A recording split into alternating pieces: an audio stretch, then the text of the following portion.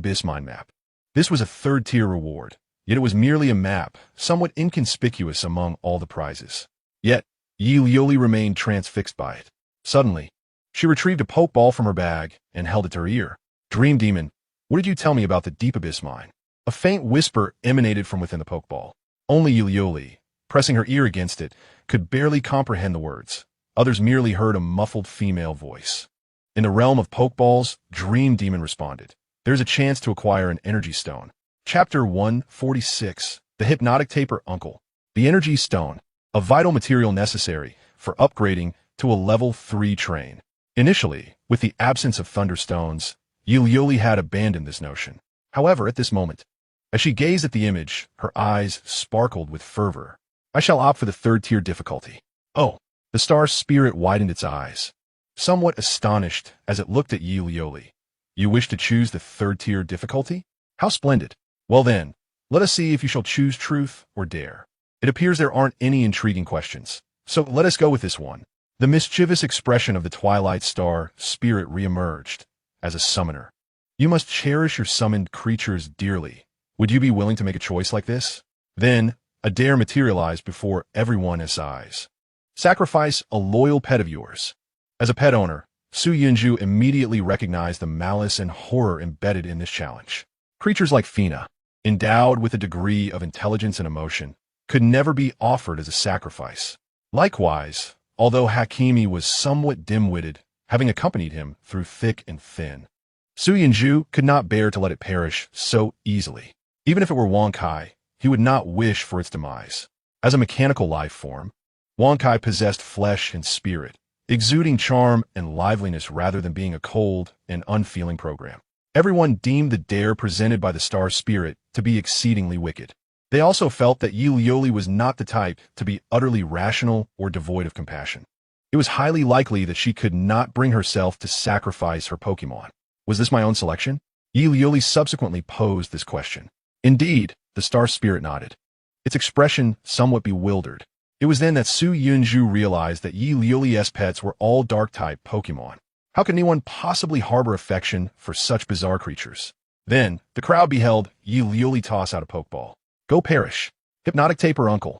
From within the Pokeball emerged a plump, disheveled, middle-aged taper, embodying the appearance of a man in a tank top and shorts, yet possessing the head of a taper. Even more disconcerting was the fact that this taper sported a scruffy beard and squinted its eyes in a rather lecherous manner. How terribly unattractive. The Twilight Star spirit found itself at a loss for words, questioning how something could be so unsightly, so greasy, and so repulsive. Such a being ought to vanish from this world forthwith. Before anyone could utter a word, the star spirit bellowed, unleashing a vibrant beam of light that utterly obliterated the Hypnotic Taper Uncle. The Hypnotic Taper Uncle seemed to exclaim, meow. I harbor serious doubts regarding Yuli's sense of aesthetics. Please, I have no desire to raise such a peculiar Pokemon. By the way, you wouldn't use its ability to hypnotize others, would you? As Yuli faced the inquiry, she quickly waved her hands in rebuttal. How could that be? I wouldn't dare release that lecherous old man from his Pokeball. I initially intended to let it star within the confines of the ball, but alas, it possesses a hibernation effect, allowing it to endure for 3 months without perishing. The crowd buzzed with chatter, creating a lively atmosphere. However, Su Yunjo's gaze drifted towards a strikingly handsome man not far away. His face bore unique features, making Su Yunjo remember that this individual was named Wang Yuxiao. Yet, he seemed rather aloof, paying little attention to the happenings on the audition stage. Instead, he lowered his head, his intense gaze fixed upon the ground, seemingly entranced by something unseen.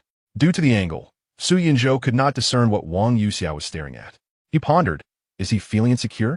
Alas, this is all my fault. The man radiated brilliance like a sun amidst the night, even donning the unparalleled mysterious gold iron armor. His radiance could not be concealed. Besides Su Yunjo, Qin Ruoshui evidently grasped his musings, casting a disdainful glance in his direction. Su Yunjo looked at her. What? You don't believe me? TCH, is that all? However, she inwardly marveled. This Su Yunjo, I didn't expect him to possess some real skill. Previously, when he boasted that his second brother was invincible, she thought he was merely cosplaying as Liu Bei. Su Yunzhou then glanced at Qin Ruoshui's exposed fair calves. Why are you wearing a skirt? Wasn't it always military pants before? This skirt is an equipment. Oh, Su Yunzhou nodded and chose to disregard it. Subsequently, Qin Ruoshui secretly stole glances at Su Yunzhou several times. Ultimately, Su Yunzhou was no buxom beauty, and he paid little mind to such peculiar attention. He did not dwell on it. Yet, this scene was captured by the Twilight Star spirit, whose lips curled into a mischievous smile. The auditions continued, with Yi Liuli successfully sacrificing the hypnotic taper uncle, obtaining the map to the abyssal mine. Fourth place, Wu Shuang. Train level 3, personal level. Wow, level 11. So, Wu Shuang. Was your difficulty choice? Wu Shuang instinctively glanced at Su Yunzhou, now wholly reliant on him. Su Yunzhou decisively commanded, choose the third-tier difficulty. It's alright if you fail. The rewards for the second-tier difficulty were merely of fine quality, which held no value for him. Moreover, Wu Shuang's belongings were essentially his own, so why hold back? Su Yunzhou also realized that as long as Wu Shuang's sword remained untouched, all would be well. If the sword was off-limits, Wu Shuang treated her sword like her own child. Clearly, with the third-tier difficulty, the Star Spirit was once again poised to stir trouble. You are tasked with a daring challenge, to cast the sword you hold in your embrace onto the ground. This adventure struck everyone as rather peculiar. Was it truly so simple? After all, it wasn't as if one was required to throw it with great force, and considering it was a sword of great value, surely it wouldn't sustain damage from such a fall. This seemingly effortless act bore no real consequence and could be accomplished without any difficulty. Why then? Was her challenge so trivial? Could it be that Wu Shuang is a relative of yours, given your evident kindness towards her? Yi Liuli, having just sacrificed a Pokemon, immediately posed the question. Yet, she soon realized that Wu Shuang was in tears, her eyes red and tears cascading down her cheeks. On one hand, she was reluctant to disappoint Su Yunzhou, yearning to complete this venture. On the other, she found it utterly impossible to cast her most cherished sword aside. Even with other swords, she would be loath to act in such a manner. This particular sword, however, resonated with her spirit. Having been her companion and nurturer day and night, it had long since become sentient. No matter the circumstances, she could not bring herself to discard it. Yet, the thought of disappointing Su Yunzhou filled her with sorrow. In chapter 147, the indecisive Wu Shuang bowed her head, softly weeping as if she had been grievously wronged. She had always been a person without strong opinions, and in the face of such a dilemma, despair enveloped her. Fear and worry surged within her like an overwhelming tide, threatening to drown her. It felt as though she could hardly breathe. But then, a voice emerged, pulling Wu Shuang from the depths of her despair. Fresh air filled her lungs, granting her a sense of rebirth. Su, brother Su, she murmured. Su Yunzhou, seated calmly, expressed with a serene demeanor, it is all right. If you cannot do it, then do not. I shall not force you. I will always respect your choices. You can trust me unconditionally. From Su Yunzhou's words, Wu Shuang felt an empowering presence. Not pressure or sarcasm, but an objective declaration of truth. No matter what choice she made, he would respect and support her. For Su Yunzhou, either option held no fault. Choosing not to cast the sword reflected Wu Shuang's true self, while casting it would mean acting against her own heart for his sake. Regardless of her decision, she could do no wrong in his eyes. Wu Shuang clearly sensed the sentiment Su Yunzhou sought to convey. Simultaneously, the others present overheard his words, exchanging astonished glances at the dynamic between Su Yunzhou and Wu Shuang. There was an undeniable intimacy between them. While it might be inappropriate to label it as romantic, it bore more resemblance to a father-daughter bond.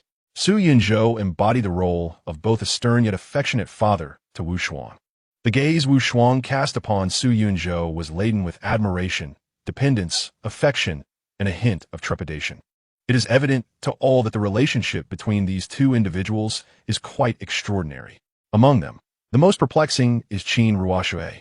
She glanced at Su Yunzhou, then at Wu Shuang, and then fixed her gaze on Su Yunzhou with profound astonishment. Qin Ruoshui finally spoke, her voice barely above a whisper. Su Yunzhou could only deduce her meaning from the movement of her lips. Chao Sha Zi Shur Fan Fada. Su Yunzhou shot her a fierce glare. I am not that despicable yet. Qin Ruoshui asked, what do you mean? Su Yunzhou replied, I have yet to find the right moment to act. Qin Ruoshui remarked, purely CS.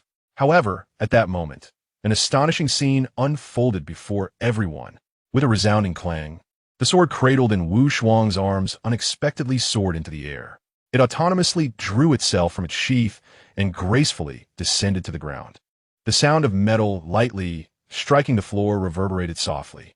The Twilight Star Spirit's eyes widened in disbelief, tilting her head in astonishment. Incredible. You have acquired a named weapon at the second stage. The sword possessed a spirit. It would willingly sacrifice itself for its master, which was nothing short of remarkable. Even the usually mischievous Star Spirit felt a surge of admiration for Wu Shuang. To imbue an inanimate object with such profound affection, you truly cherish that sword. Indeed, you are an intriguing individual. You have completed your grand adventure. Wu Shuang hurriedly picked up the pure silver sword that had floated down to the ground and returned it to its sheath. It was apparent that she was deeply pained by the incident. However, since the sword had fallen of its own accord, her distress was somewhat mitigated. For a mother, the emotions tied to deliberately dropping her child on the ground versus that child inadvertently tumbling are entirely different. At that moment, Wu Shuang felt a singular emotion, the joy of a mother witnessing her beloved child finally achieve greatness. Although the sword had only begun to awaken its sentience, it was already a rare occurrence. Meanwhile, the others were contemplating the key phrase in the Twilight Star Spirit's earlier statement, named weapon. Even those of slower wit could grasp that this term indicated a special grade of equipment. Su Yunzhou, too, recalled a previous conversation with Lilith, where this concept had been mentioned. He stroked his chin, pondering. Didn't Lilith say that such a thing could only be solidified through faith? How could this silly girl Wu Shuang possess such faith? Can her emotions and companionship truly allow a weapon to reach such a state? Su Yunzhou sensed that the so-called named weapon was far from simple. Returning to the present, Wu Shuang's grand adventure had concluded. She made a choice that was entirely in line with her character. Weapon, Cold Frost Sword. It was a sword of perfect quality. Others were puzzled. Since Wu Shuang already possessed such a powerful sword, which was referred to as a named weapon, why would she seek out additional swords? These individuals speculate within their hearts, yet remain oblivious to the underlying reasons. Only Su Yunzhou comprehends that it pertains to Wu Shuang's innate talent. Her sword is not merely a weapon. It also serves to forge connections. By gathering different swords of the same type, she can enhance her sword intent with various extraordinary bonuses. Su Yunzhou did not inquire deeply, but this is the essence of the effect. At last, the top three, the remaining three, each renowned within the G2 region, have left behind countless legends. Foremost among them is Wang Yuxiao, who gained notoriety through a combat video that ignited the regional channel. True to his name, he embodies the majesty of a king and the prowess to soar above the clouds. His combat strength is evident, capable of confronting the formidable bosses stationed there. Yet, they remain unaware of Wu Shuang's true power. Had they known of her capabilities, Wang Yuxiao would have garnered little attention the following day. A seemingly naive girl clad in white, exuding an air of innocence. Yet her combat prowess is staggering. She wields her sword with extraordinary flair. Such a character, even if fabricated as a virtual streamer, would attract a multitude of admirers willing to lavish substantial rewards. Should she appear in reality, she would undoubtedly be pursued by throngs of enthusiasts. Forgive the digression. In any case, Wang Yuxiao's fame and reputation are unparalleled among the trio. It is widely accepted that he will emerge as the strongest of the three, a rightful first. The third position belongs to Qin Ruoshui. The Twilight Star Spirit has announced once more. Qin Ruoshui immediately turns to Su Yunzhou. You are once again ahead of me. Su Yunzhou responds with a faint smile. Perhaps not just by one position. This statement elicits a perception of arrogance from the crowd. Yet, this individual possesses the merit to be audacious. His prowess was evident when he stood against Zhao Yin and Zhuge Hong in the library, revealing just how formidable Su Yunzhou truly is. The encounter in the true Three Kingdoms further solidified the understanding that Su Yunzhou is indeed extraordinary. Did not Yang Meng, bearer of the Fate card, yield to Su Yunzhou's superiority? The Star Spirit's gaze shifts to Qin Ruoshui, then teasingly glances at Su Yunzhou. Hey, since the beginning, you two have been whispering to each other, seemingly disregarding me as the judge. She points at Wang Yuxiao, who is lost in thought, staring blankly. Look at him. This is the respect I deserve as a judge. bowing his head, staring down in silence. What a commendable trait, albeit rather dull. Chapter 148. Haven't you worn it? It appears I must seek some amusement from the two of you. Upon hearing this, Qin Ruoxue feels a pang of helplessness. She and Su Yunzhou share the same sentiment. The rewards for the second-tier difficulty hold no significance for her. She will undoubtedly opt for the third-tier challenge. However, once this papaya star spirit begins to seek entertainment, her third-tier adventure will surely be exceedingly arduous. Thus, Qin Ruoxue feels somewhat resigned. Yet, she has no recourse. This selection process is deliberately designed to pose challenges. Many before had been deceived. There was no reason for her experience to be any different. The Twilight Star Spirit continued to relay information about Qin Ruoxue. Train level, Tier 3, Personal level, Level 11. Please select your difficulty. Tier 3 difficulty. Without hesitation, Qin Ruoxue opted for the Tier 3 challenge. Immediately, a comical expression emerged on the face of the Twilight Star Spirit. Hey. Your grand adventure is... Whisper a piece of information you absolutely cannot disclose to Su Yunzhou. Zoe waved her finger, creating a special space between Qin Ruoxue and Su Yunzhou. Any words spoken within this realm would remain unheard by others. However, this revelation darkened Qin Ruoxue's countenance. This was an exceedingly perplexing conundrum. If the information could be revealed to Su Yunzhou, how could it still be deemed something one absolutely cannot utter? Herein lay an unmistakable paradox. Zhuge Hong's thoughts raced. He quickly grasped that whether they could surmount this challenge hinged entirely on the subjective judgment of the Twilight Star Spirit. For this grand adventure was inherently impossible to accomplish. How could Qin Ruoxue disclose information that was categorically forbidden? Could she speak it or not? Nonetheless, Zhuge Hong soon conceived a solution. The crux of this challenge did not reside in completing the grand adventure, but rather in rendering the process enjoyable for the Twilight Star Spirit. Indeed, this was the true key to breaking the impasse. The completion of the grand adventure depended solely on the whims of the spirit, and what the judge most desired was amusement. Qin Ruoxue slowly stood up. She entered the soundproof space, pulling Su Yunzhou's head in with her, her beautiful lips brushing against his ear. In fact, beneath my skirt there is nothing. Su Yunzhou's eyes widened. Such excitement? The Twilight Star Spirit's eyes sparkled with intrigue. Going this far? How fascinating. Ha, you truly are full of surprises. Qin Ruoxue swallowed hard, feeling a fiery blush across her face. What had compelled her to utter such words to Su Yunzhou? Yet, she was indeed an abstract beauty. Having entertained such audacious notions in her mind several times before, though she had never dared to act on them. Today, seizing the opportunity of the grand adventure, she whispered this audacious statement into the ear of the equally daring Su Yunzhou. However, Su Yunzhou's expression turned bland. He suddenly realized that Qin Ruoxue was playing a game of grand adventure, not one of truth. In other words, it was highly probable that she was lying. Instantly, Su Yunzhou felt a wave of disinterest wash over him. Was it possible that it was not truly nothing? The Twilight Star Spirit concealed her mouth with her dainty hands, emitting a soft, mischievous giggle that echoed as coo coo coo. Although others could not hear the sound, the soundproof barrier was conjured by the Star Spirit herself, ensuring she could perceive the words exchanged between Qin Ruoxue and Su Yunzhou. So, this is the kind of person you are? To speak such words to Su Yunzhou. It seems there is indeed something amiss between you two. The Twilight Star Spirit's eyes flitted about, finally resting on Wu Shuang. What to do? The man you hold in your gaze appears entangled with other women. In her eyes, Su Yunzhou was standing amidst a veritable battlefield, among the top 10 train conductors. He was flirting with 2 girls. Su Yunzhou, it seems you are in quite the predicament. The Twilight Star Spirit squinted playfully, casting a sidelong glance at him. The latter maintained a calm demeanor, appearing utterly indifferent. In truth, while Wu Shuang felt a rush of excitement, and her heart raced at the sight of Su Yunzhou, she remained unaware of the nature of her feelings. She felt a twinge of jealousy when seeing other women getting along well with him, and, similarly, a hint of envy would arise if other men were to enjoy his company. Yet, this jealousy was not born of possessiveness, but rather a gentle loneliness, tinged with a touch of insecurity. As for Qin Ruoxue, the two shared an unmistakable bond, akin to the abstract friendships often found in the online realm.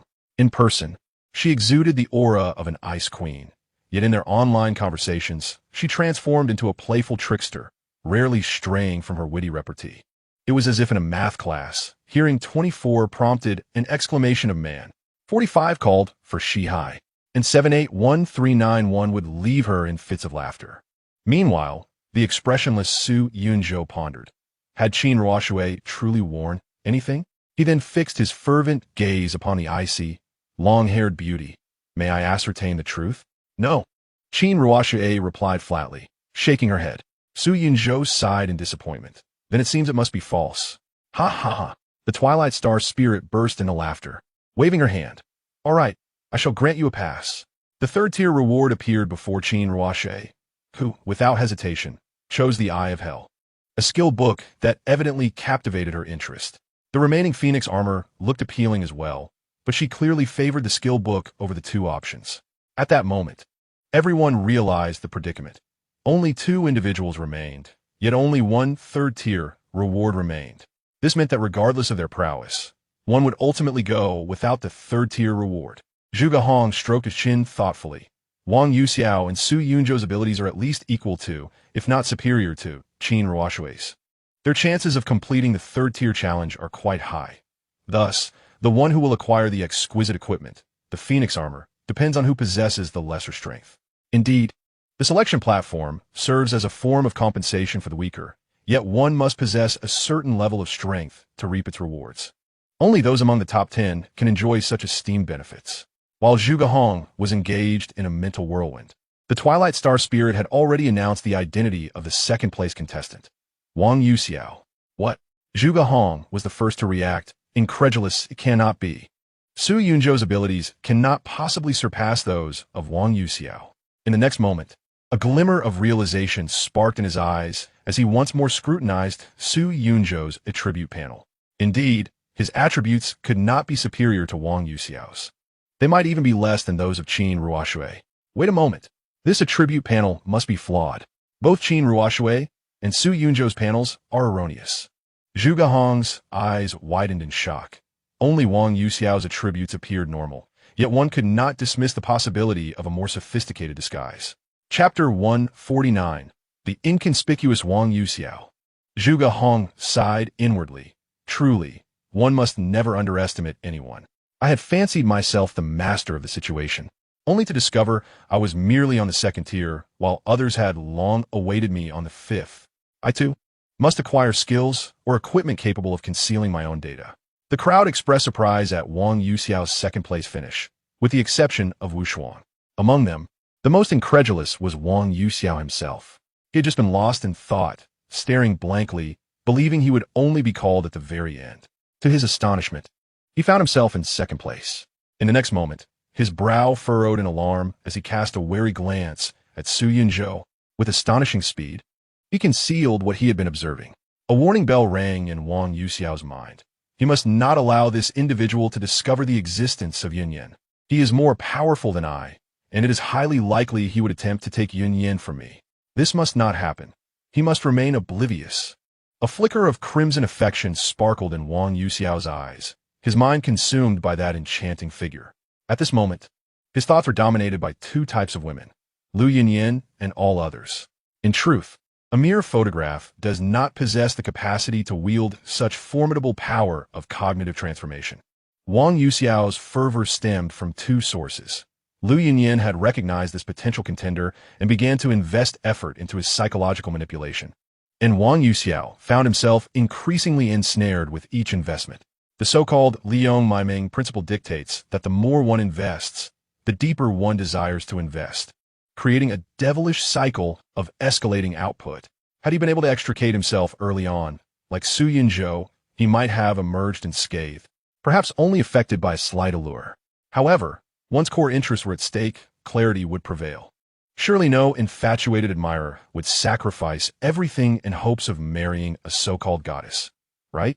Well, the comment section would surely debate that. In any case, Wang Yuxiao's mind was now entirely consumed by the captivating influence of Lu Yunyan. At this moment, he found himself unable to unravel the hypnotic force that ensnared him, relying solely on his own will. To prevent external interference, Lu Yunyun had naturally issued various subtle suggestions, such as the imperative that he must never reveal his existence, especially not to other women. Su Yunzhao, however, remained largely indifferent to this. He was, in fact, unaware of what Wang Yuxiao was observing. Even if he were to discover it, he would likely pretend not to have seen. Life is but a dream, each splendid in its own right. Grandmother always said that the secret to living to 98 is to mind one's own business.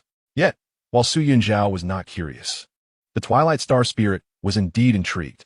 Consequently, she resolved to prompt Wang Yuxiao to disclose what he had just been observing. Why was he so flustered? Attempting to conceal it as if terrified of being discovered? The curiosity of the star spirit was taking root and flourishing. Thus, your challenge lies at the third-tier difficulty. Wang Yuxiao was momentarily taken aback. I have not yet made my choice, but I truly must select the third-tier difficulty. The star spirit's voice elongated as she said, "Your truth is please articulate in detail and completely what you were just looking at." Wang Yuxiao felt as though struck by lightning.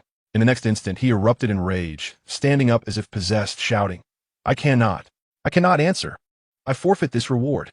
With so many people present, it would be utterly impossible for him to reveal the existence of his beloved woman. Most importantly, several women were indeed present.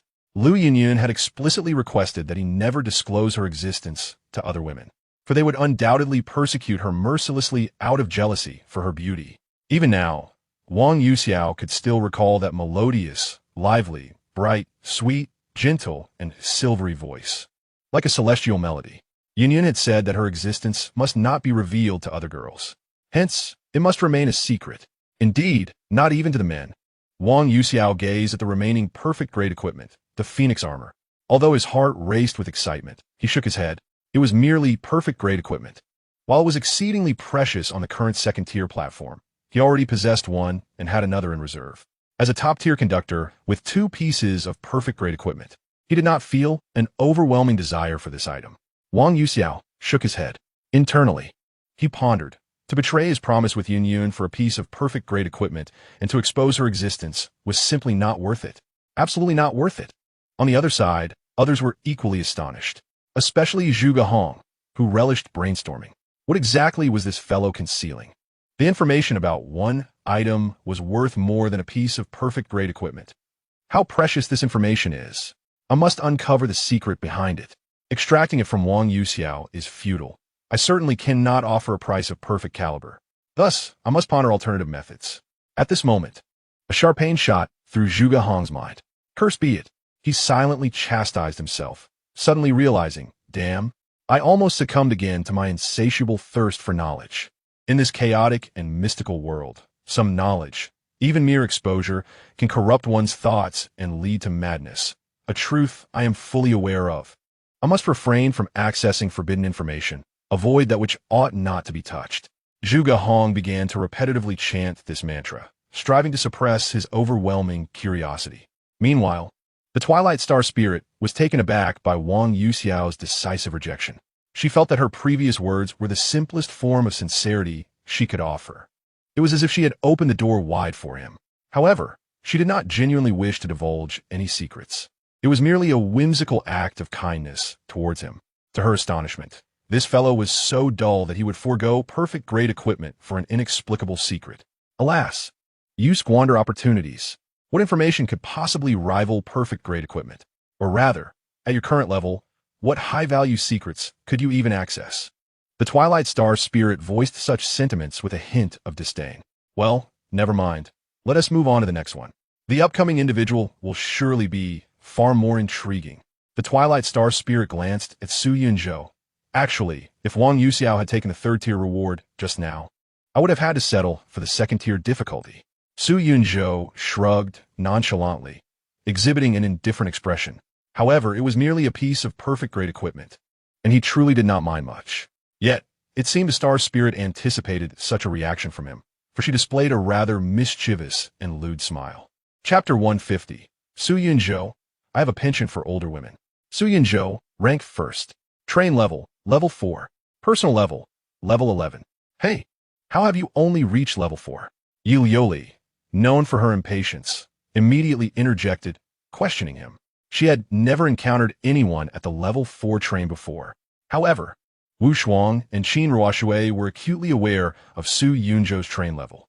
Why level 4? Because this fellow had long secured a thunderstone at the first-tier platform. Meanwhile, they were still scrambling for a single thunderstone.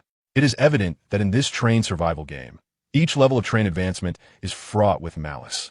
Ascending from level 1 to level 2 is quite simple. From level 2 to level 3 presents challenges, yet they are not insurmountable. However, the leap from level 3 to level 4 is brutally obstructed by a singular energy stone, leaving countless level 3 trains in a state of stagnation. It feels akin to being choked by Amarek. In reality, Su Yunzhou's situation was not significantly better than theirs. Although he is a level 4 train, a single advanced core has impeded his progress to ascend. At this moment, the Twilight Star Spirit's penchant for mischief revealed itself. She feigned a look of regret and helplessness, lamenting, "Alas, had there not been a third-tier reward, I would have willingly contributed an advanced core as the reward." However, it seems that is no longer feasible, especially with the remaining piece of the Phoenix armor at hand. Su Yunzhou, in a flash, implored Sister Star Spirit, "I have never begged anyone in my life, but I earnestly beseech you for that advanced core. In 3rd grade, when my desk mate was savoring spicy strips, I did not plead for even one. Yet, this advanced core is of utmost importance to me. Please grant me this favor." The Twilight Star Spirit narrowed her eyes, grinning mischievously. "Oh, how delightful. I too am curious about intriguing matters. If you can complete the 3rd-tier challenge, both the advanced core and the Phoenix armor shall be yours. What say you?" Su Yunzhou nodded fervently. "Thank you, Sister Star Spirit. I shall forever be indebted to you. Henceforth, I pledge my loyalty to the definition of a maternal figure, ready to brave fire and water without hesitation." Qin Ruoshui observed him, her lips twitching. "What of your dignity? Do you truly aspire to be a 3-surname person? I was not particularly inclined before, but your words have ignited my desire," Su Yunzhou replied, his eyes sparkling. Meanwhile, the Twilight Star Spirit's smile took on an incredulous curve as she spoke sharply. "Then, your truth is, Su Yunzhou, are you truly a lowly enthusiast?" Instantly, the others expressed their grievances. Why was his question so simple? Was a maternal bond genuinely effective? How infuriating! Not only was he bestowed the intriguingly named advanced core, but also faced such an easy query. Indeed, a simple denial would suffice. How many truly are lowly enthusiasts? It's merely talk. Not necessarily, Zhuge Hong interjected solemnly. The group turned their gaze towards him, filled with uncertainty. Zhuge Hong hastily clarified, "You misunderstand. My point is that this truth may not be as straightforward as it appears." "Oh, what do you mean by that?" Yi Liuli inquired. Zhuge Hong adjusted his glasses. The term lowly originally emerged from a 1955 novel Lolita by Russian-American author Nabokov. In the narrative, Lolita refers to the 12-year-old girl Dolores, whom the protagonist is infatuated with, thus carrying a strong pedophilic connotation. However, in contemporary Japanese subculture, the term has been destigmatized, now signifying a youthful, adorable female image. Yuli was momentarily taken aback.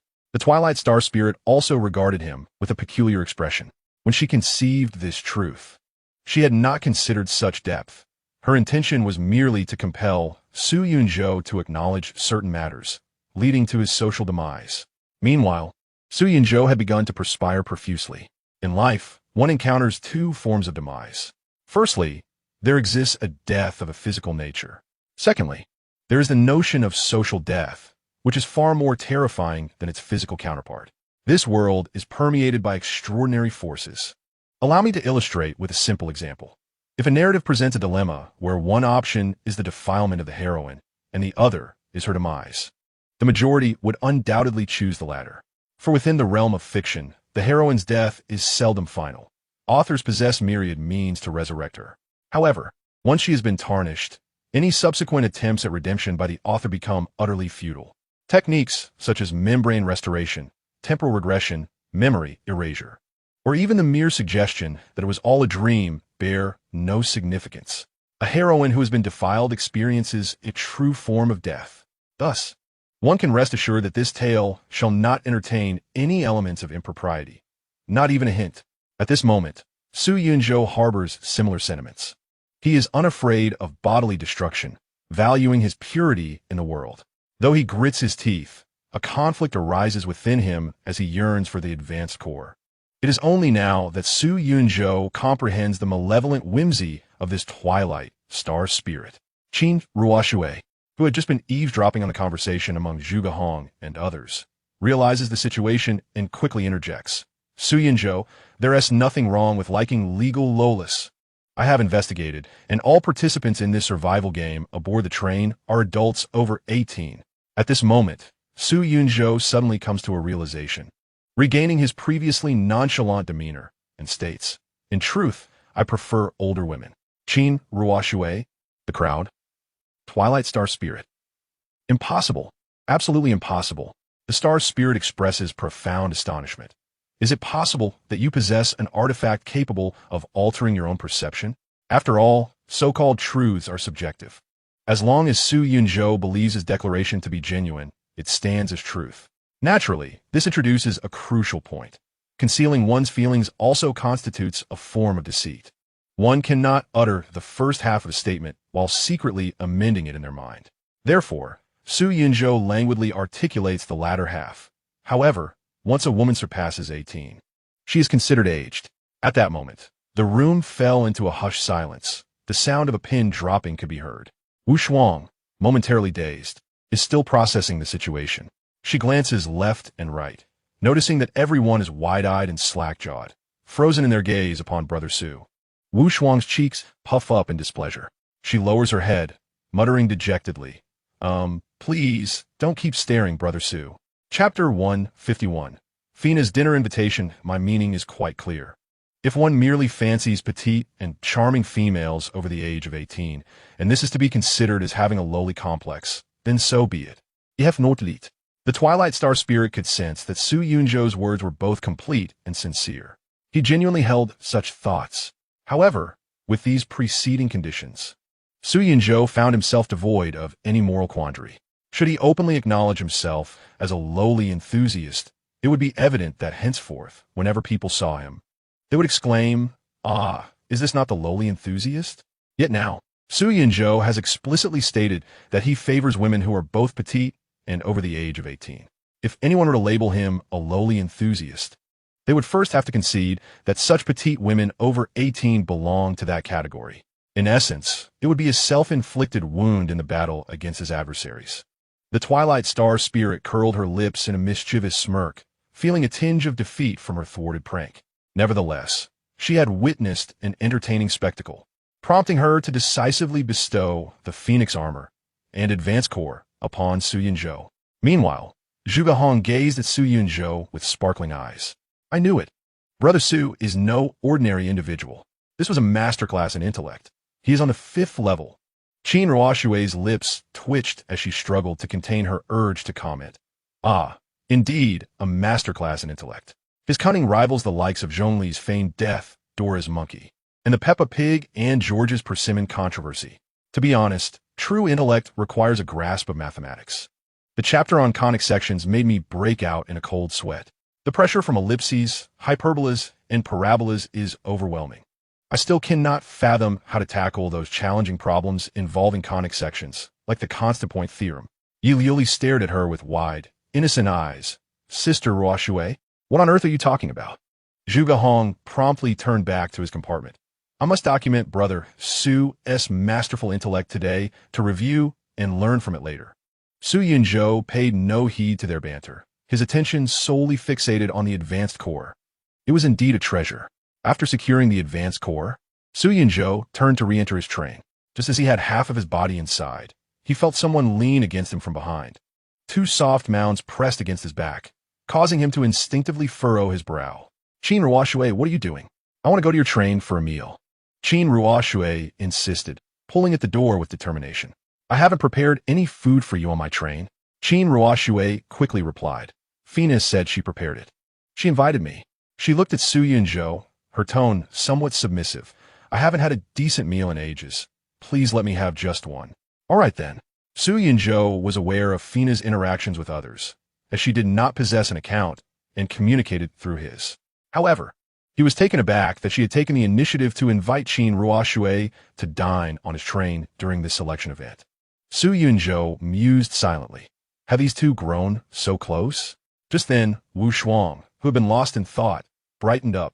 Hey, Brother Su, I received the reward. In the realm of a pure 2G network, devoid of explanation, a sudden reaction ensued as she swiftly maneuvered towards Su Yunzhou's train. The young maiden, in her delicate form, collided directly into Su Yunzhou's embrace. Su, Brother Su, dinner, a gathering. Fiona has invited you too, hasn't she? Little Wu Shuang nodded vigorously, her eyes sparkling like a small, enchanted creature, undeniably adorable. Su Yunzhou affectionately ruffled her hair. Come on in. Then, a golden-haired girl with twin ponytails, possessing an alluring figure, stealthily crept inside. Did you receive an invitation as well? Su Yunzhou raised an eyebrow. Although Yi Liuli felt a twinge of guilt, she stood tall, her bosom swaying with confidence. I am Wu Shuang's dear friend. What reason do I have to be excluded? Su Yunzhou narrowed his eyes, gazing at Wu Shuang's innocent and clear gaze, and nodded. All right. You may enter as well. This would provide an opportunity to assess Yi Liuli's character. Should any issues arise, he would ensure Wu Shuang could sever ties early. Lastly, a girl clutching a large bucket of glistening rice entered. Lu Yuding, I believe we are not acquainted? Lu Yuding nodded. Then why have you come here? I heard there would be a feast. Why wouldn't I come if there is food?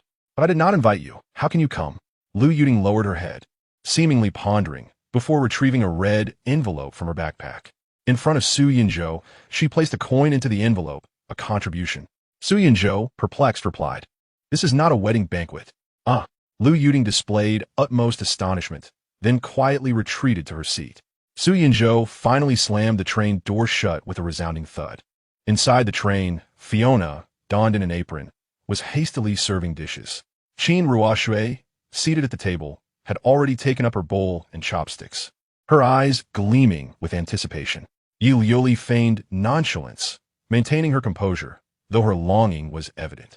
Wu Shuang stood timidly in the corner of the carriage, her body rigid as she was gently nudged by Hakimi.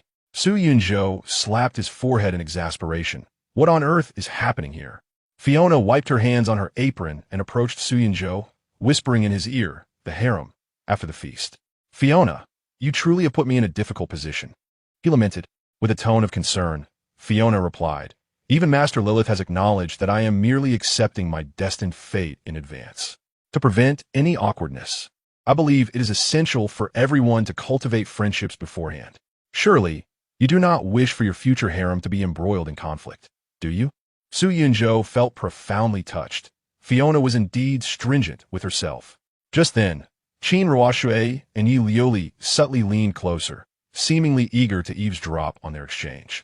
Fiona, ever vigilant, coughed twice and then pointed toward the girl outside the window. The young girl, clutching a large bucket of rice, sat alone on her seat after being turned away by Su Yunzhou. With chopsticks in hand, she indulged in mouthfuls of plain white rice, savoring each bite with great satisfaction. Seemingly reluctant to stop, Su Yunzhou raised an eyebrow, bewildered by her voracious appetite. What a rice aficionado, he mused. Fina, intrigued, commented, This young lady certainly possesses an extraordinary demeanor. Is she merely a rice connoisseur? Su Yunzhou candidly replied. At that moment, Yi Liuli approached with a somewhat serious expression, and her next words unveiled a startling secret. In truth, her background is rather remarkable. She is a member of the Dragon Group of the Great Xia. You may not have heard of this organization. While supernatural phenomena on Blue Star are rare, given a population of 7 billion, events of minimal probability do occur several times a year.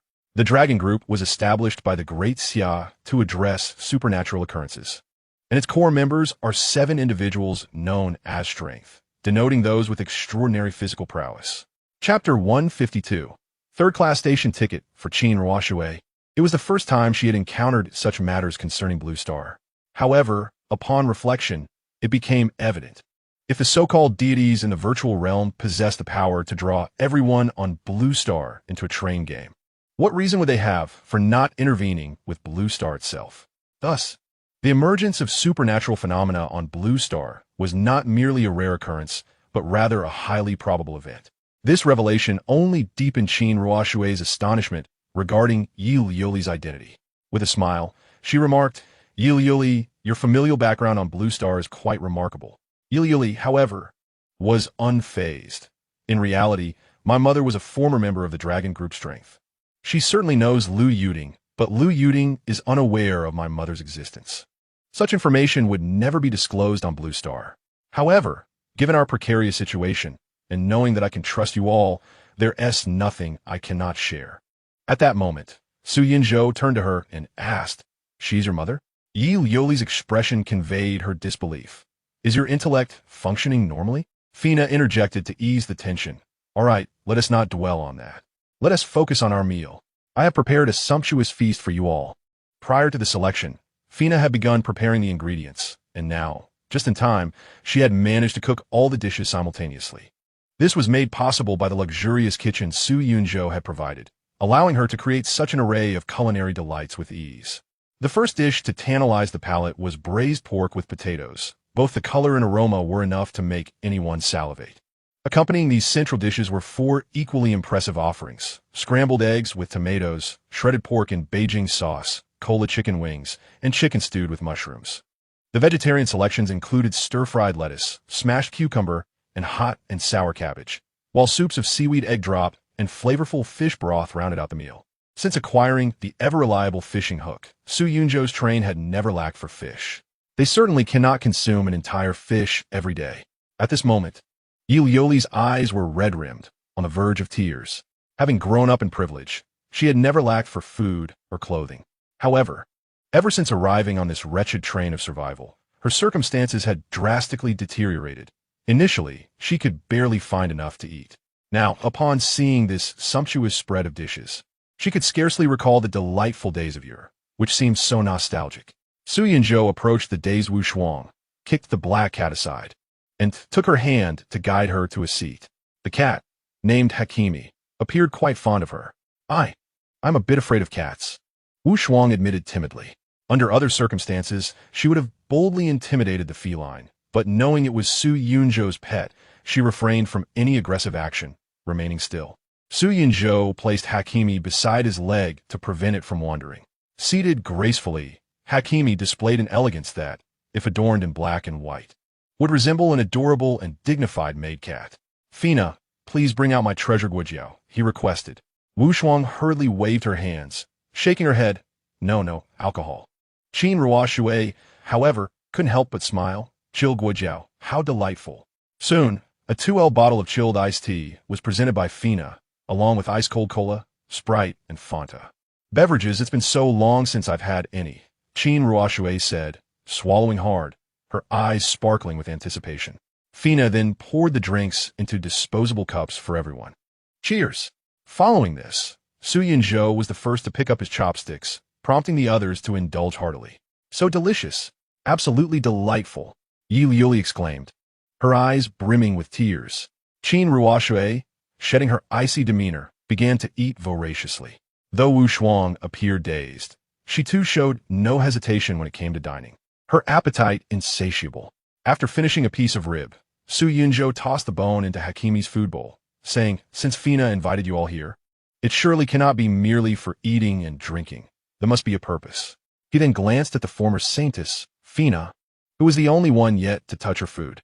Fina's gaze wandered over the expressions of the beautiful girls, observing their satisfaction as they relished their meals. And she felt a swell of happiness and pride. Suddenly called out by Su Yinzhou, she paused. What is it?" At that moment, Qin Ruoshui interjected, clearly, "Fina intended to gather everyone for a meal, but we do have a matter to discuss." With that, she produced the train ticket. Third-class station ticket, type, special consumable quality, perfect effect. When in possession of this ticket, the next stop will automatically be the third-class station, ignoring the current train conditions. It cannot be sold, transferred, or discarded, but can be torn up. Explanation: a formidable entity possessing spatial power. The specially crafted ticket allows the conductor to disregard rules and access specific platforms. Qin Ruoshui's gaze was piercing. "Has anyone noticed the peculiar distribution of the ticket holders?" "What do you mean?" Yi Liuli inquired, puzzled. The icy beauty continued. "Clearly, the audition platform consists of 5 males and 5 females. Yet the distribution of those receiving the third-tier rewards is 4 females to 1 male. Isn't that strange?" Yi Liuli pondered briefly before shaking her head, evidently unable to grasp the rationale. Fina speculated. Perhaps it's merely a matter of probability? While it seems odd, it could still be a possibility statistically. Chin Ruoxue shook her head. I can't shake the feeling that it's not that simple. It's as if someone is intentionally guiding us to this third-tier platform. Su Yunzhou raised an eyebrow. Those deities are meddling in the auditions again? This situation was not unprecedented, hence Su Yunzhou's direct assertion. Yuli's eyes widened in disbelief. Really? Aren't they deities? Why would they engage in such actions? What about their dignity? Chin Ruoxue sneered. Answering on behalf of Su. Dignity? They are merely beings wielding extraordinary power, selfish and prone to fear, anger, and foolishness. They are just a few dimensions stronger than us. At their core, they remain human. If these deities truly transcended the material realm, then the virtual realm would have long achieved the ultimate societal form envisioned by humanity. Surely, they are not oblivious to this? Clearly, even the productivity of the virtual realm could not satiate these so-called deities. They've calculated that speaking further may offend you. Chin Ruoxue and Su Yunzhou were both acutely aware of Yi Liuli's background on Blue Star. At this moment, such remarks carried a hint of veiled mockery and insult. Yi Liuli lowered her head, her cheeks flushing. She wished to retort, but found herself at a loss for words. Chapter 153. This glory I, Su Yunzhou, shall not hoard alone. Fina interjected, steering the conversation back on track. Ruoxue, what do you mean? What I mean is, to uncover the peculiarities, we must ascertain the commonalities among the five of us. Su Yunzhou, who had been silent until now, stood up and approached the door, addressing the gluttonous girl. Come in. It's time to eat. Huh. Lu Yuansheng, who had been busy with her rice, suddenly widened her eyes, her gaze sparkling as she dashed over with her bowl. Su Yunzhou's lips twitched. Are you really going to eat that much? Is this too much? Never mind, just come in. Okay. Lu Yuansheng appeared slightly more astute than Wu Shuang, yet her intelligence seemed somewhat improbable. Is this what it means to be a member of power? Truly, strong limbs and a simple mind. Wow, this spread looks lavish. Upon seeing the glutton enter, the others became alert. Why did you let her in? Her appetite is truly extraordinary. One person can consume as much as an entire table of food. Chin Ruoxue slammed the table in frustration. With a table full of dishes and 2 tables of guests, how on earth are we supposed to eat this? Lu Yuding quickly defended herself. I promise I will eat more rice and less vegetables. Please, I beg you, don't kick me out. As she spoke, she already began to pick up a piece of braised pork, devouring it alongside a large bowl of rice, all within 10 seconds. At that moment, Su Yunzhou's expression turned serious. If I'm not mistaken, our next stop will see us all arriving at the same platform. The 5 of us will be teammates. The others looked somewhat bewildered, but Chin Ruoxue nodded. Indeed, that is quite possible. Prior to this, Su Yunzhou had been surveying the table. I must inform everyone that those who do not possess a destiny card will meet their demise at the train's final destination. What do you mean? Yi Liuli's eyes widened in surprise. Even Wu Shuang and Lu Yuding raised their heads to look at Su Yunzhou. Chin Ruoxue, however, maintained a calm demeanor, avoiding eye contact with him. This scene led Su Yunzhou to conclude that none of these 4 possessed a destiny card. It was evident from the shocked and worried expressions of Yi Liuli, Wu Shuang, and Lu Yuding that they instinctively reacted to his words. Chin Ruoxue, being more astute, quickly masked her emotions. Clearly, she was trying to conceal something, but it was certainly not the destiny card. The answer was singular, the blasphemy card. Su Yunzhou did not hesitate. He reached into his space and produced the blasphemy card. Breeding. I have sworn an eternal vendetta against breeding. It is either his demise or mine. I implore you all to assist me in eliminating breeding. Yi Liuli's eyes widened in disbelief. Help you? We are to assist in slaying a deity. Lu Yuding stammered, I need to think about it. Think? There is no room for contemplation. Su Yunzhou retorted sharply.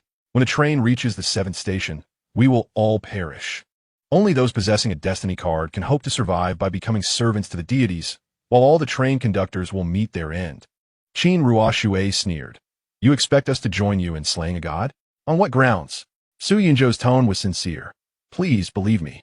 This glory will not be mine to enjoy alone. Yi Liuli appeared panicked. But that is a deity. We are to slay a god? If they discover this, we are doomed. I refuse. Hey, Miss Yi. Su Yunzhou placed a reassuring hand on her shoulder, urging her to sit back down. We are already part of this train game. Can you not muster a bit more courage? Then, he shifted from his earlier gentle tone to a fierce roar. Only through failure do we blaspheme. Through success, we shall become the new deities ourselves. Wu Shuang was momentarily stunned, unable to grasp the situation fully. Yet, she understood that Su Yinzhou needed her. All right, I will join. I want to become the new deity. Upon hearing this declaration, the others felt a jolt in their hearts. A new deity. Qinruosui, still dousing cold water on the conversation, remarked, "It's easy for you to say, but can we truly accomplish this with just a few of us? Moreover, after all this talk, you seem to have no concrete plan yourself. How can we slay a god? Please provide a specific strategy." Qin Ruoshui's voice rose to a near hysterical pitch. Su Yinzhou gazed at her with calm eyes. In that moment, the icy demeanor of this fierce woman shattered as she realized that he had seen through her identity as a blasphemer. This revelation weighed heavily upon her, nearly suffocating.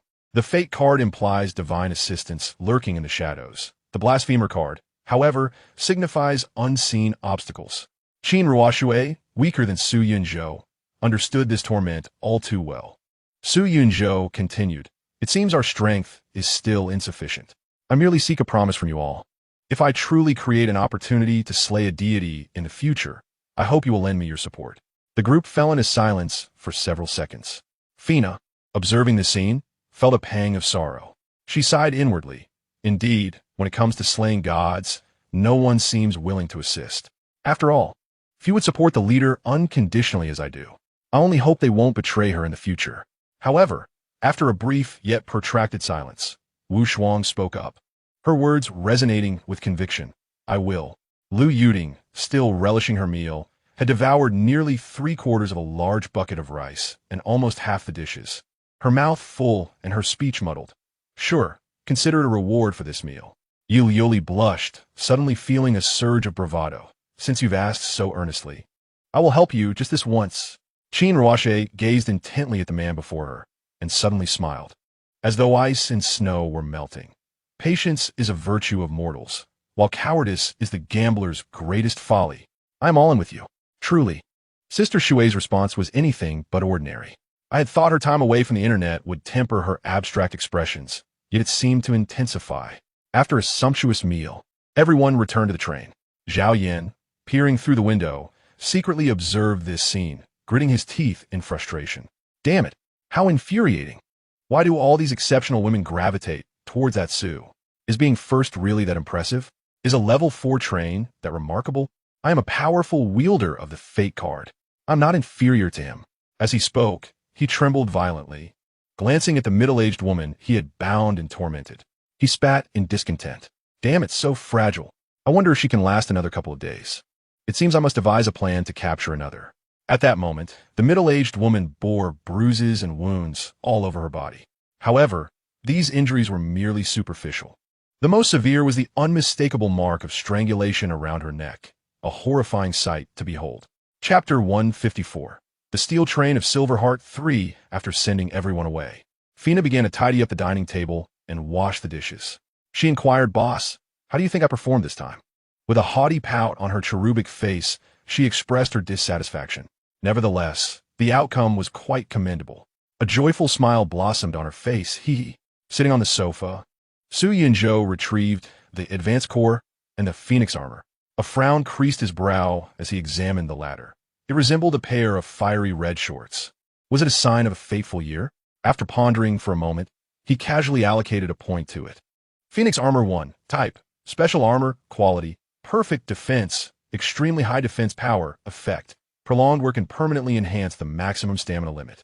Description, huh? Is this the burning question? Shaking his head, Su Yinzhou sighed. Alas, I initially intended not to wear it, as it simply cannot contain me. Fina tilted her head in confusion. What do you mean by cannot contain? Because the Jiaochan of your boss is around the waist, it naturally cannot hold me. Fina? Boss, you're truly strange, speaking in ways I do not comprehend. Continuing, Su Yinzhou extracted the advanced core once more and shook his head. It would be best not to invest points into this. Should the train's upgrade system fail to recognize it, he would be in dire straits. After all, it was for this advanced core that he gained an unrelated mother. However, that was of little concern. he could always expend some stamina in subsequent CS sessions. Finally, Su Yunzhou produced the Tier 3 station ticket. Should he allocate a point to it and see what happens? Without hesitation, he decided to proceed. Tier 3 station ticket 1 type, special consumable, quality, perfect, effect 1. When in possession of this ticket, the next stop will automatically be the Tier 3 station, ignoring the current train's condition. It cannot be sold, transferred, or discarded, but it can be torn. Effect 2. An unknown change has occurred. Ah, will I perish if I attempt to try it? Su Yunzhou scratched his head. It shouldn't be a significant issue. The point allocation system has yet to lead him astray. He decided to leave it be. At last, Su Yunzhou let out a long sigh of relief. He had been biding his time, waiting for the birth of the first golden point. At that moment, time had finally elapsed, and he received his first golden point. Su Yunzhou had already established a suitable target for allocation, the train. This was indeed his first golden point. He would fill it to the brim, as he officially commenced. The internal space of the train astonishingly expanded once more. Of course, the height of the train remained unchanged. It was merely the area that had once again broadened. The train now appeared somewhat spacious. Just moments ago, Fina was tidying up the dishes and cleaning the surroundings when she suddenly froze. "Boss, have you grown larger again? I mean the train." Su Yunzhou ignored Fina's remark and began inspecting the attributes of Train 3. At that moment, his eyes widened in astonishment. Silver Heart of Steel Train 3. Conductor. Su Yunzhou ID. G2 level. 4 attributes. Foresight Gold. Sovereign Throne. Prismatic. Celestial Energy Crystal Gold. Train speed. 110 km per hour. Upgrade requirements. 80 level 4 wood. 80 level 4 metal. 10 basic components. Struck out. Basic resources have been cancelled. 100 gold. 10 diamonds. 1 any defense module. 1 any attack module. 1 any acceleration module. 1 advancement core. Effect 1. Cancels all non-limited resource requirements. Each upgrade of the train will provide you with a random quantity of basic resources, probability determined by Heart of Steel energy. Effect 2. After upgrading, the train will gain attributes through a selection of 3 options rather than a random draw. This enhances the probability of high-tier attributes appearing. Additionally, Heart of Steel energy can be consumed to refresh one specified quality attribute. Effect 3. From a spatial perspective, the internal area of the train, all carriages, is increased tenfold, while externally, the train appears unchanged. Effect 4. The silver level Heart of Steel train accumulates 1 point of Heart of Steel energy with each stop. Heart energy 0 is this. Correct? Truly the golden point. It has brought about a qualitative change for me. Are you saying that upgrading the train not only requires no basic resources, but also provides me with resources? 666. No need for pretense. Fortunately, I added points before upgrading the train. Otherwise, I would have suffered significant losses. So what is there to discuss? With Heart of Steel, let us upgrade the train. Su Yunzhou placed the final advancement core into the train, finally completing the last step to elevate it to level 5. Level 5 train, activate. Train upgrade successful. Train level 5, train speed, 130 km per hour, train durability, 1500 upgrade requirements. All non-limited resource requirements have been cancelled. 1 pseudo-divine authority. You're the first conductor in this region to upgrade to a level 5 train. You may choose 1 reward from the following options. 1. Conduct an anomaly data deletion within the anomaly data deletion. 2. Invisible, invisible, invisible, invisible, invisible, invisible. 3. Randomly obtain a new blasphemy card. Do not choose. Do not choose, do not choose, do not choose. Su Yunzhou was taken aback. He suddenly glanced outside the train. At that moment, a nameless, flowing substance was spreading across the wasteland, drawing closer to his train. Have I been contaminated? No, I shall not be tainted. It is the train's system that has been corrupted. In the next moment, a tumult of indescribable emotions surged within his chest, a tumult that amalgamated joy, anger, sorrow, despair, ecstasy, and envy, all compressed into his very being. What manner of feeling is this? Under the sway of inexplicable emotions, Su Yunzhou felt his mind inundated with bizarre fantasies. The train plunged into the gaping abyss, consumed whole. From the depths of the train's underbelly emerged slender steel spikes, each several meters long, piercing the train like 1,000 arrows. The explosions erupted from the rear of the train, one after another, until it was utterly annihilated in a fiery inferno. These visions, as if they were occurring in reality, incessantly flooded Su Yunzhao's mind. Curse it, why did the black butterfly mask not take effect? Is this force specifically targeting my heart? Damn it! In the next instant, a wave of mortal terror detonated in Su Yunzhao's mind. Almost instinctively, he grasped the black mystical cat, pressing it against his chest. Ha Kimi emitted a piercing, shrill sound until the entire space was filled with its breath. Your pet mystical cat has perished. Your pet mystical cat has perished. Your pet mystical cat has perished. Chapter 155, The Blasphemous Delta. A succession of 13 death notifications resounded. Time became a blur, perhaps a fleeting moment, perhaps an eternity. In any case, Su Yunzhao regained his composure. He stared blankly at his surroundings. Everything remained intact, as if nothing had transpired moments before. However, Fina lay sprawled on the ground, clutching an open tome of black magic. Su Yunzhao could sense the scant remnants of magical elements in the air, indicating that Fina had indeed intervened. Yet now, she lay unconscious. On the other side, Hakimi had also succumbed. Though unscathed, its life count had dwindled to 86. 13 deaths. The numbers matched, confirming that what had just transpired was not a mere illusion. How infuriating. Was I too hasty? Once Su Yunzhao ascertained the safety of Fina and Hakimi, he deposited them back into their nest for proper rest. He then retreated to his dedicated esports room. On the computer, soothing instrumental music, previously downloaded for relaxation, began to play. Leaning back in the comfortable esports chair, Su Yunzhao closed his eyes, pondering the current state of affairs. In truth, this was not a matter difficult to deduce. The observer had long since informed me that a first-level train corresponds to a Tier 1 station. Yet I find myself at a Tier 2 station with a train that has ascended to level 5. It is evident that I stand out too starkly, manifesting an overwhelming power within a low-tier station. Just as the deities cannot display their might in a low-tier station, I too cannot possess a level 5 train in a Tier 2 station. It is indeed, it has noticed me. Su Yunzhao approached the window, where the desolation of daytime had succumbed to the enveloping darkness of night. Outside the train, there seemed to be not a single source of light. Suddenly, a blood-red eye appeared outside the window, staring intently at Su Yunzhao. Without an ounce of fear, Su Yunzhao calmly retrieved the talisman. He murmured, "Zwasi, I must concede that although you are a novice at games, your talismans are quite impressive." He casually affixed the talisman to the train. In the next moment, that eye appeared to lose its focus, scanning the surroundings in confusion. Is this truly effective? Su Yunzhao felt a flicker of astonishment. He had initially thought that this Zwasi, an old charlatan, could not possibly provide him with something so beneficial. Zwasi's original words were that if one were to be targeted by the breeding, this talisman could offer temporary concealment. To his surprise, it seemed to work against it as well.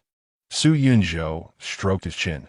Could it be that Zwasi genuinely inherited the teachings of the celestial mother of the 9 heavens? Was he not deceiving me? However, it could also be that it did not direct much attention toward me, considering the 5th grade train is still rather feeble. Regardless, let us see what the options entail this time. This time, the 3 options appeared normal, yet exceedingly succinct. 1 broadcast, 2 curse, 3 blasphemy talisman. TSK. Su Yunzhao clicked his tongue. Must I acquire another blasphemy talisman? 1 breeding has already given me a headache, if I were to attract the attention of another deity. Wait, the requirement for elevating the train from grade 5 to grade 6 is to provide a pseudo-divine authority. Moreover, this is an unavoidable stipulation that must be fulfilled. With this thought, Su Yunzhao steeled himself and directly selected the blasphemy talisman. Blasphemy talisman Delta, type, unique concept, quality, excellent, effect 1. Blasphemous destiny. Quality will advance with a holder S level, increasing by 1 quality tier every 10 levels. Effect 2. Delta curse. Cannot be searched, cannot be defeated, cannot be withdrawn. Effect 3. Unknown. Unlocks upon advancing to the next quality tier. Description. To avoid the curse of this blasphemy talisman, one must seek protection. Taboo. Destroying the fate talisman will randomly bestow upon oneself an exceedingly difficult curse effect. Su Yunzhao was left utterly dumbfounded. What is this, a deity? Can this truly lead to divinity? What manner of demons and monsters inhabit the void? In that moment, Su Yunzhao finally comprehended Lilith's words. As long as there exists a corresponding concept, one can attain divinity. Just as the concept of a cat led to the emergence of the cat god, so too, with the appearance of Delta, would the Delta god arise. Goodness, how does one handle this? A curse that renders one unsearchable, unbeatable, and unwithdrawable is far too terrifying, isn't it? Given the current circumstances, let us proceed with some enhancements. The breeding curse can theoretically be exempted through point allocation. Thus, the effects of this curse may also be mitigated. Without hesitation, Su Yunzhou allocated 2 points to the blasphemous Delta, elevating it to level 2. Blasphemous Delta 2, type, unique concept quality, perfect, effect 1. Blasphemous destiny, the quality will advance in accordance with the holder's level, improving by 1 tier for every 10 levels attained. Effect 2, Delta curse, none, erased by certain duck. Effect 3, mod implantation, acquire the following special bonuses. Each advancement will enhance the effects of the mod, while simultaneously unlocking new mods. Mod, universal key. Certain doors that typically require a key or access card to open will hold no significance for you. Description, overindulgence in mods may adversely affect the gaming experience. Perhaps exercise a bit of restraint. Taboo, destroying the destiny card will randomly bestow upon oneself an exceedingly difficult curse to dispel. Open? I haven't opened anything. How can one refer to engaging with mods as opening? After resolving the issues of being unable to locate or defeat adversaries and the inability to withdraw, Su Yunzhou finally felt at ease to stow this blasphemous card into his backpack. He vowed never to recklessly acquire blasphemous cards again. What a burden it is to summon curses upon oneself at whim. Suddenly, he recalled Qin Ruoshui. That individual likely possessed a blasphemous card as well. Alas, even if I wish to assist, I am powerless to do so. The blasphemous card is bound, rendering it impossible for Qin Ruoshui to transfer it to him, allowing him to allocate points before returning it. The only viable solution would be for Qin Ruoshui to become one of Su Yunzhou's possessions. Thus, he would be able to allocate points to her belongings, akin to his arrangement with Zhang Ning. With this thought, Su Yunzhou was struck by inspiration. He produced a bronze point, which he had no use for, and allocated it to Zhang Ning's train. Subsequently, a new effect was unlocked. Talisman Train 1. The train's AI will autonomously generate talismans appropriate to its current level, releasing enhancement, defense, and attack talismans. In the next moment, Su Yunzhou received a message from Zhang Ning. Zhang Ning, my lord, it seems my train has encountered a problem.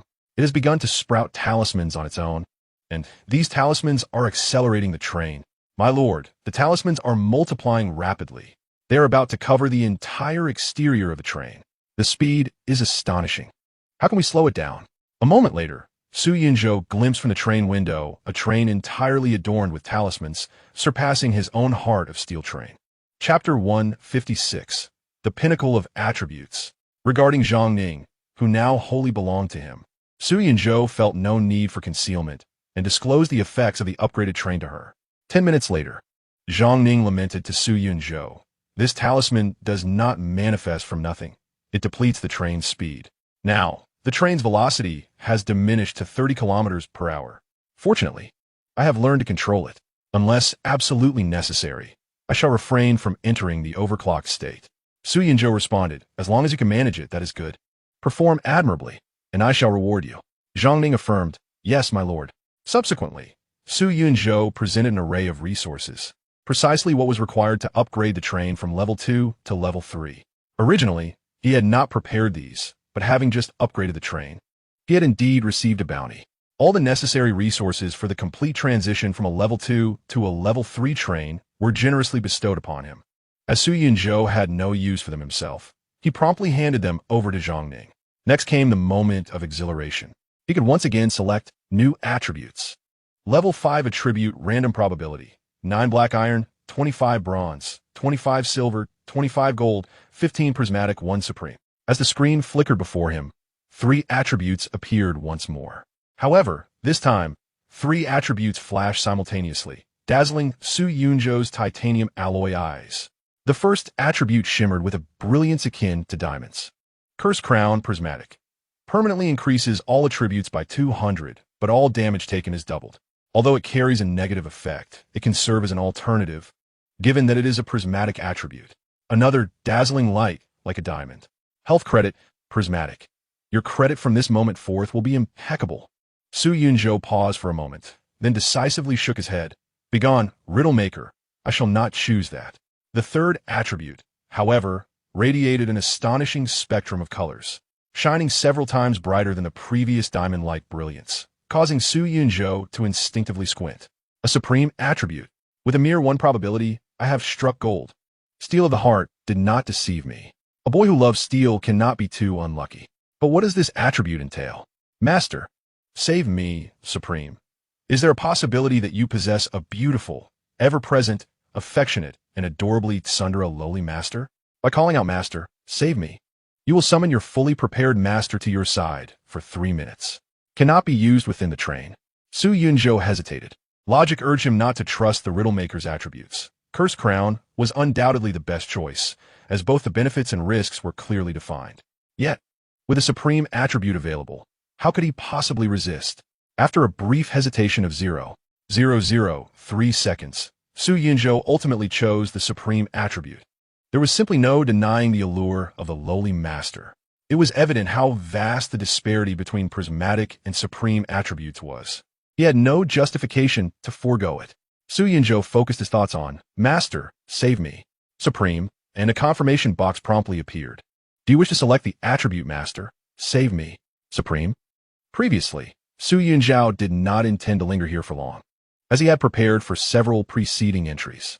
However, this time, 2 diminutive figures appeared in his mind, one resembling an angelic Su Yunzhou and the other a demonic counterpart. The demonic Su Yunzhou, with a beguiling tone, whispered from his left, This is indeed the lowly master, soft, sweet, and adorably charming, yet feigning authority. Meanwhile, the angelic figure observed silently, casting a sidelong glance. Su Yunzhou gazed at the angelic figure, who, displaying a hint of impatience, retorted, Why do you look at me? Surely, you do not truly wish to forego the lowly master, do you? That would be utterly preposterous. Frustrated, he lamented, Alas, why is my will so feeble? Ultimately, Su Yunzhou, with a sense of humiliation, made the sole choice of this exalted entry. Soon after, he felt as though he had unwittingly forged a pact with an unseen entity. Yet, it was a notably fragile contract, one that seemed easily severed with the slightest tug. Cautiously, Su Yunzhou refrained from disturbing the delicate thread of this covenant. He wished not to lose the exalted entry he had just selected. His anticipation for this master was palpable, hoping fervently that such a concept as an Ultraman lowly did not exist in this realm. He then redirected his attention to his points allocation. After a period of accumulation, Su Yunzhou found himself endowed with an additional 9 silver points. As for the gold points, they had been expended upon generation, leaving him with none.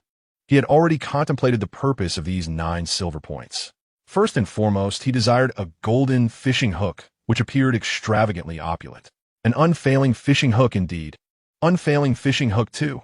Type, item, quality, epic, effect 1. When placed, the fishing hook will yield a random species of fish every 24 hours. Effect 2. It ensures that the produced fish harbor no malice towards the user. Effect 3. These fish will invariably serve a purpose for the user, at the very least being edible. Description. Often, fishing is not solely for sustenance. What say you, mermaid? Su Yunzhou pondered, stroking his chin. Will it truly yield results? I look forward to it immensely. He then returned the fishing hook to its original place and retrieved the second item he wished to allocate points to. Seal of Dismissing Evil Spirits 2. Type. Item, quality. Perfect charges, 3 effect 1. Upon use, it first confines evil spirits within a 5-meter radius of the seal, then allows the user to inflict substantial exorcism damage upon them for a duration of 1 hour. Effect 2. The usage count is converted to charges, allowing for 3 additional uses after expending 1 energy crystal, with an automatic recharge every 3 hours. When beset by demonic assaults, this talisman possesses a certain probability of triggering effect 1 automatically. All spirits he might call. Indeed, Su Yunzhou nodded. He now truly regarded himself as a specialist in combating malevolent entities. Next, the third item. My General Zhao, I almost forgot about you. Allow me to assist you in your ascension to level 2. Spirit of Zhao Yun 2. Type, Armor Bell quality, Epic, effect 1 upon activation. The Spirit of Zhao Yun manifests behind the wearer, aiding them in combat. While the spirit is present, it consumes 1 point of spiritual power per second. and if the spiritual power falls below 1 point, it will automatically dissipate and cannot be activated again. Effect 2. If the wearer suffers a fatal blow and possesses at least 30 points of spiritual power, the spirit of Zhao Yun will automatically appear to shield the wearer from the attack. Effect 3. The spirit of Zhao Yun is bestowed with an epic grade initial weapon, the Dragon's Silver Spear, and will master all the ultimate techniques known in his lifetime. It is said, who in the world can rival those who traverse the land, wielding the silver spear to discern friend from foe? There exists no equal in this realm. Yet with Zilong, we shall measure our prowess. Chapter 157. First, let us fill this chapter with data, for defeating Duckhoff is paramount. The fourth item requiring level 2 is Mark BB Dual Pistols 2, type. Weapon quality, epic attack, moderate physical attack, unaffected by the user's physique attributes. Effect 1. When wielding this weapon, the user automatically masters the dual pistol shooting skill. The ammunition is infinite, requiring no additional supply, nor the need to reload. Effect 2. Fires in a straight line ahead, with bullets ricocheting between enemies, allowing for consecutive hits on a single enemy up to 5 times, converting bullet damage into true damage for 30 seconds. Effect 3. Active skill, Whirling Barrage, unleashing a barrage upon all enemies within a circular area. During this onslaught, the user gains a 50 damage reduction and is immune to any control effects. Cooldown, 6 hours. It is said, in the Awakening battle, do you fancy yourself as Elderon? Fifthly, Su Yunzhou finally produced an old companion. This fellow is truly a companion in every sense of the word. True and false Paperman 2, type, item, quality, perfect. Effect 1. Upon bloodletting, it mimics the user's aura and appearance, achieving near-perfect simulation, capable of attracting enemy attacks. Effect 2 requires minimal spiritual power for control, enabling simple actions such as walking and speaking, and grants the user the Paperman's visual and auditory senses. Effect 3. The Paperman can voluntarily transform into a two-dimensional form. In this state, regardless of the severity of damage incurred, it has the potential for subsequent restoration. It is said, the way to combat a two-dimensional foil is to first render oneself two-dimensional. Lastly, Su Yunzhou finally turned his gaze towards his esteemed companion. Although it has often lacked presence, its significance is undeniably substantial. Its role in transporting heavy objects, scouring maps, and enhancing wealth is invaluable. Wealth. The gains of today are attributed to your contributions. I shall assist you now. Wealth. Paw Patrol Super Mechanical Dog 2, type, pet quality, epic. Effect 1. Treasure hunting. The treasure hunting mechanical dog will lock onto all visible high resource points upon entering the station and will embark on an exploration mission. Effect 2. Evasive maneuver. When attacked, the treasure hunting mechanical dog will enter an evasive state, gaining tenfold agility for a brief period and swiftly retreating to safety. Effect 3. As a prominent member of the Paw Patrol, this mechanical dog is indeed extraordinary. With all attributes at 20, it possesses the unique trait of super heavy lifting, capable of operating on land, water, and air, providing aerial support. Effect 4. Super Dog Mech. By assembling the head, torso, legs, and arms, one can create the Super Dog Mech, which boasts formidable non-combat capabilities. As long as it is not engaged in battle, it can accomplish nearly anything. Note, as a mechanical creation, the treasure hunting mechanical dog requires charging to function. Its charging port is located at the back of its neck, compatible with most charging interfaces. Description. What are you fantasizing about? Do you truly expect direct violent combat scenes to appear in an educational children's animation? How selfish of you. After adding points, Wealth noticeably felt empowered and joyfully rolled about. The emoticons on the electronic screen continuously transformed. Su Yunzhou chuckled. Look at this eager dog, unable to speak and resorting to emoticons to express its excitement. Wait a moment. Su Yunzhou suddenly realized. Why can't you type directly on the screen? Wealth seemed puzzled by this question. Perhaps it lacks a language module. Let's see if we can upgrade it later. Su Yunzhou shook his head, redirecting his focus to himself. This time, he aimed to allocate points to his own skills. Ever since Allocate Points transformed into Allocate Points 1, he discovered that his skill panel had been isolated. Indeed, it appeared his skills could also be enhanced. Regrettably, other attribute panels remained unchanged and could not be upgraded, which was somewhat disappointing. Yet, at least it offered Su Yunzhou a glimmer of hope. Perhaps when he reached Allocate Points 2 or Allocate Points 3, he might delve into deeper layers. He eagerly anticipated this possibility. So far, Su Yunzhou had expended 6 silver points. The remaining 3 were naturally reserved for his skills. Engaging BGM 2. Type. Skill level. See effect. This skill allows for the playback of a fitting BGM within a radius of 100 meters, which will provide beneficial effects aligned with the current situation. It consumes 5 points of spiritual energy, with a duration that is random and a cooldown of 30 minutes. Description. It may seem unchanged, but this constitutes the greatest transformation. Su Yunzhou stroked his chin. In truth, this skill often proved to be rather limited in its efficacy. The buff it conferred was simply too weak. Frequently, a skill with a 30-minute cooldown yielded only a meager 3-minute effect akin to basic physical enhancement. Furthermore, an incessant background melody echoed around him. In many situations where he needed to conceal his presence, this skill was utterly unsuitable. In summary, its ineffectiveness deterred Su Yunzhou from activating it. Nonetheless, he was aware of the skill's latent potential. Once the opportune moment arose and the correct melody was triggered, it could undoubtedly provide formidable assistance. Thus, he resolved to enhance this skill further.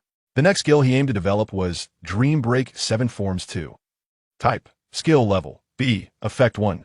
An active sword technique. Mastering each additional form doubles the damage and effectiveness of all techniques within this skill. One must thoroughly master the preceding form before proceeding to the next. Current master techniques 47. The Stunning Slash, the Pursuing Heart Thrust, the Raging Tides of the 3 forms. The Cleaving Gale. Starting from E level, mastering a new sword technique elevates the quality of this skill by 1 tier. By mastering 4 techniques, it naturally ascends to B level. Following this skill enhancement, 2 additional effects were unlocked. Effect 2. Integration. Now, even without wielding a sword-type weapon, you have a chance to unleash this skill. Effect 3. Combo Master. Continuously activating this skill accumulates a damage increase of 5, without limit, until the skill combo is interrupted. Su Yunzhou sighed contentedly. This sensation of empowerment is simply marvelous. Finally, he retrieved the Taoist Book of Evasion, which had gathered dust for far too long. Can I not learn it? That is absolutely impossible. Su Yunzhou was resolute. He did not believe in the difficulty of this tome. 2. Grant me 2. He then froze in astonishment. Why was there no change? Taoist Book of Evasion. You have awakened my competitive spirit. Tonight, I shall conquer you. How vexing. Am I already feeling drowsy just from opening it? How intriguing. Do you think I would yield so easily? Fina, do you wish to see this book I possess? Chapter 158. The 16th Station. Eastern Ghost Tales boss, what just happened? Fina, just awakened, hurried to Su Yunzhou's side, checking on his safety. Hakimi also stirred awake, utterly bewildered. How had it inexplicably lost 13 lives?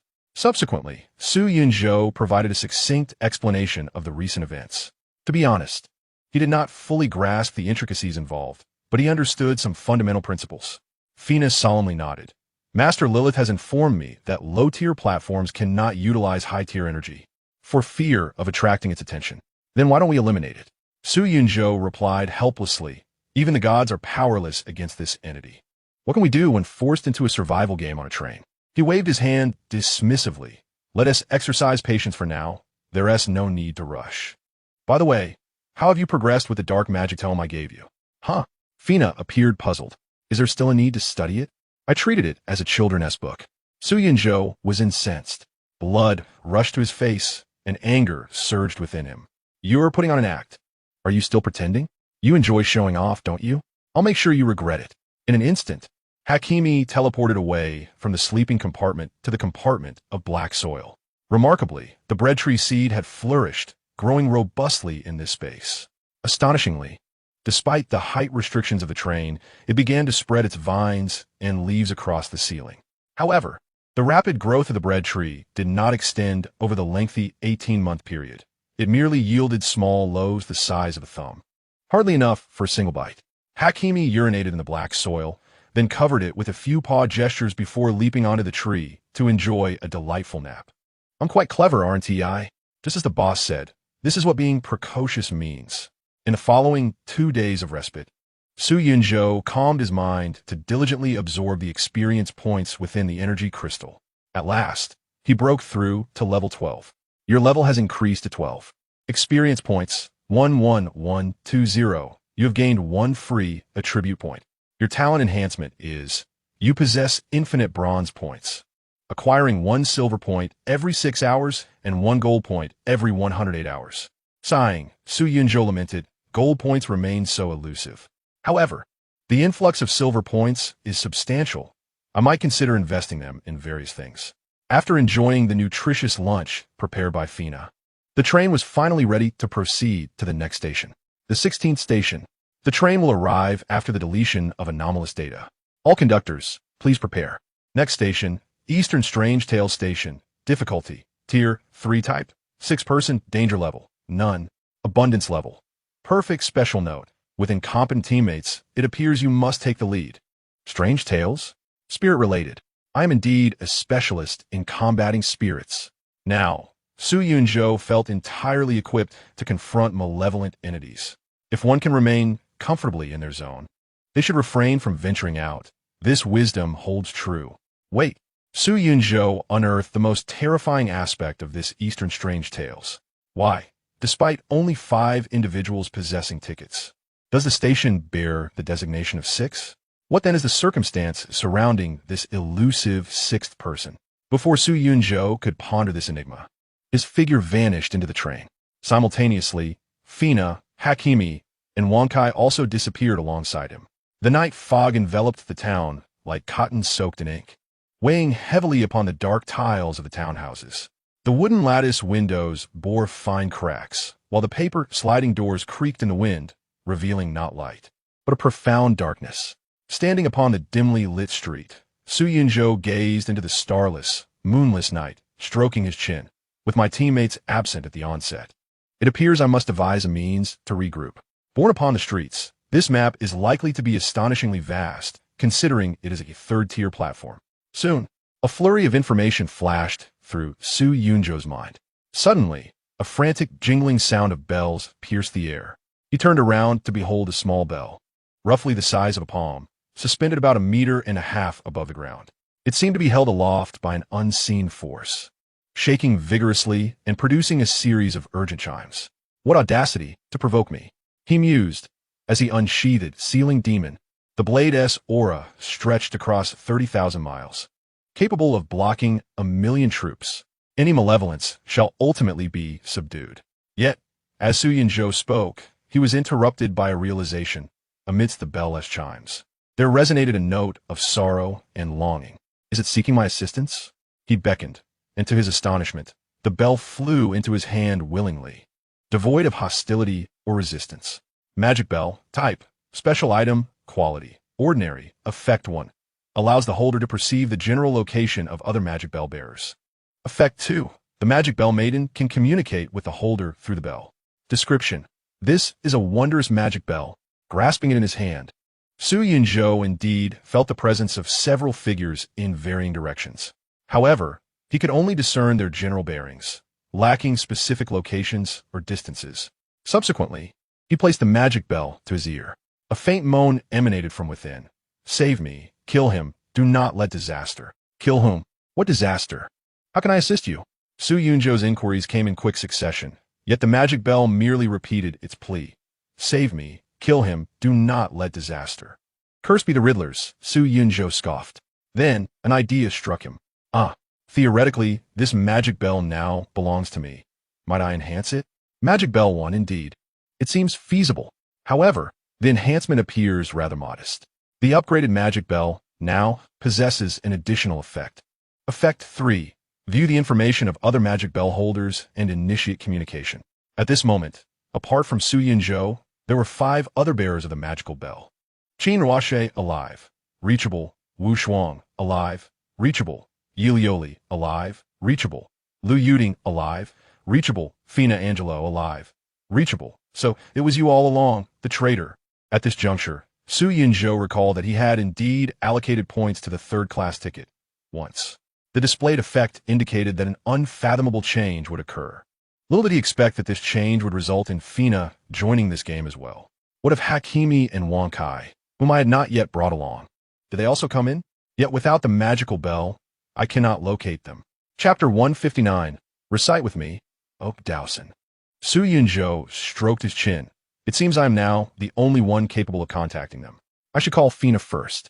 After all, she is my most trusted companion.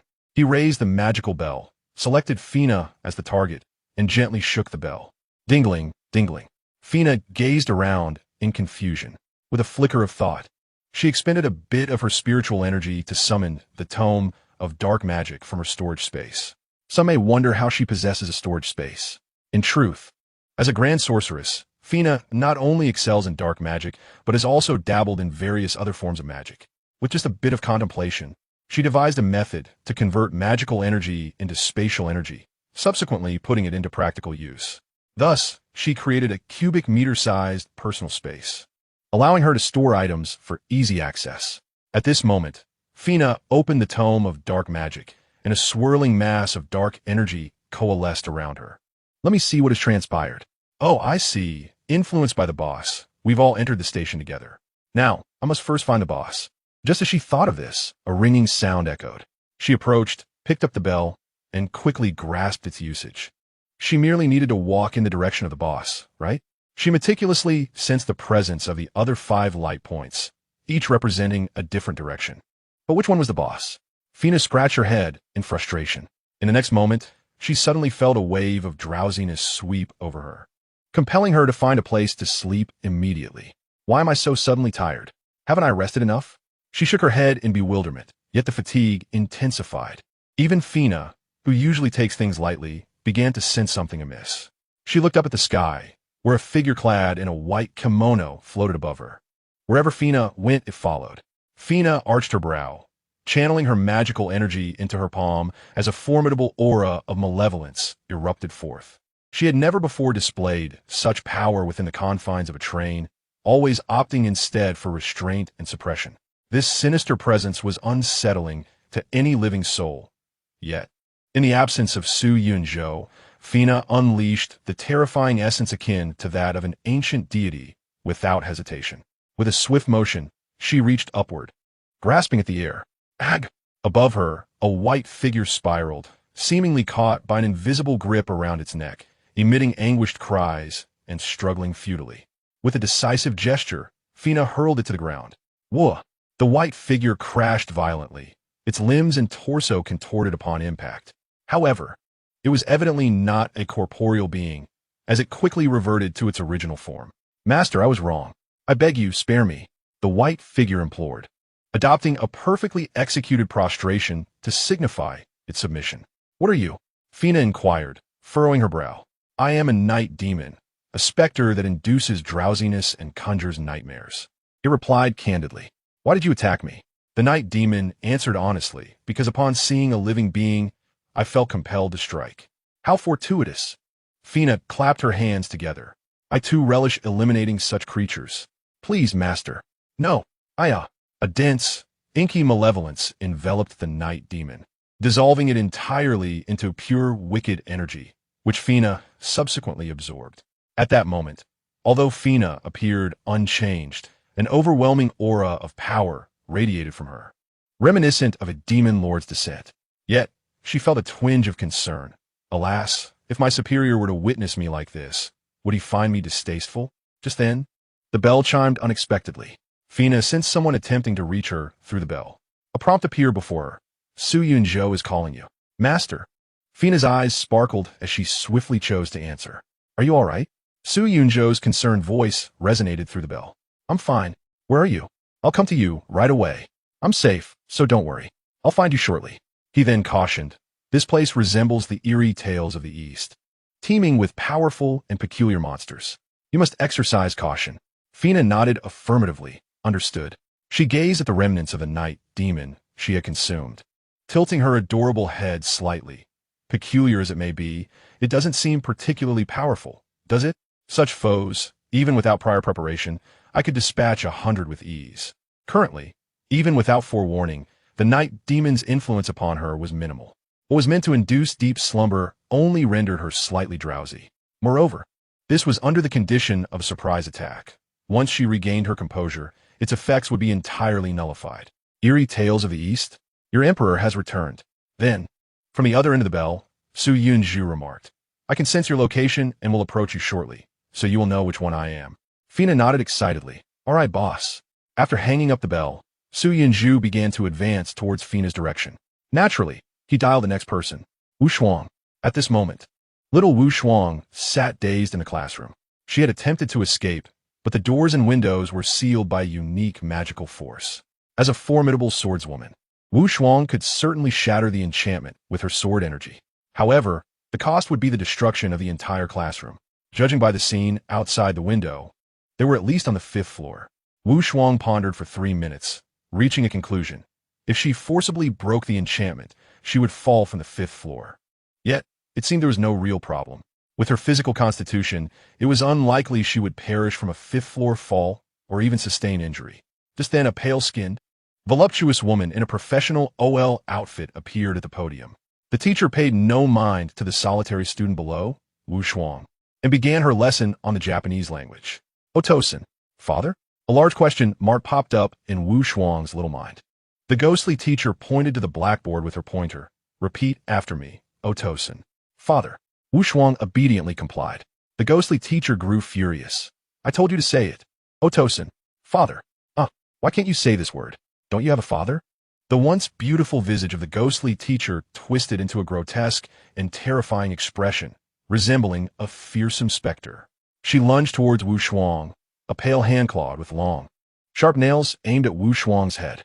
With a swift motion, the ghostly teacher's arm was severed, flying through the air before landing with a thud on the ground. Chapter 160. Is this my shadow? The ghostly teacher coldly regarded Wu Shuang, a hint of caution in her gaze. She stepped back, retrieved her severed arm, and reattached it to her shoulder. Since you do not wish to learn, then so be it. However, having provoked Wu Shuang's animosity, the ghostly teacher could not expect an easy resolution. In truth, Wu Shuang was an exceedingly decisive woman. Once she determined that someone sought her demise, there was no reason to spare them. The ghostly teacher had evidently intended to take Wu Shuang's life. Wu Shuang's reasoning was simple. Those who wish to kill me must perish. Nevertheless, despite her naivety, her combat awareness was sharp. The young girl quickly deduced that this ghost could not be defeated with mere physical attacks. Thus, she unsheathed a sword. This is a peach wood sword, measuring 2 feet in length, its entirety a deep brown tinged with red. The hilt is wrapped in dark brown hemp rope, with a half-bright copper bell dangling from the end. Subtle characters are etched along the spine of the blade. Wu Shuang grips the peach wood sword and assumes a remarkably standard stance of swordsmanship. Then she thrusts. This thrust is exceptionally precise, encapsulating 8 years of her sword training and the resounding intent she possesses in the present moment. Simultaneously, a figure clad in a pale green dress materializes behind her, also wielding a sword, resembling a celestial being. The green-clad fairy, ethereal and graceful, resonates. Swing the sword to sever the malevolent spirits, gathering the essence of life and death. As swift as thunder to quell rage, and as calm as the river to gather clarity. Sword soul bond, quiescent evil, bond level, number of bonded sword souls. 3, next level. 6, current composition of sword souls. Peachwood sword perfect. Black dog blood iron sword superior. Incense sword perfect. Current bond effect summons the 1st level phantasm of the quiescent evil fairy, which assists in every sword technique attack, dealing additional true damage to malevolent foes. Wu Shuang thrust the peachwood sword fiercely, piercing the chest of the female ghost teacher. Behind her, the green-dressed figure also thrusts her blade, directly penetrating the ghost teacher's crown. Both strike in unison, hitting 2 vital points of the ghost teacher. Furthermore, these 2 strikes are imbued with formidable power to exorcise evil, rendering the ghost's self-healing capabilities utterly impotent.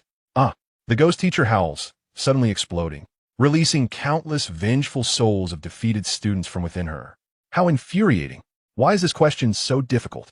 An exam, another exam, daily exams. I'm losing my mind.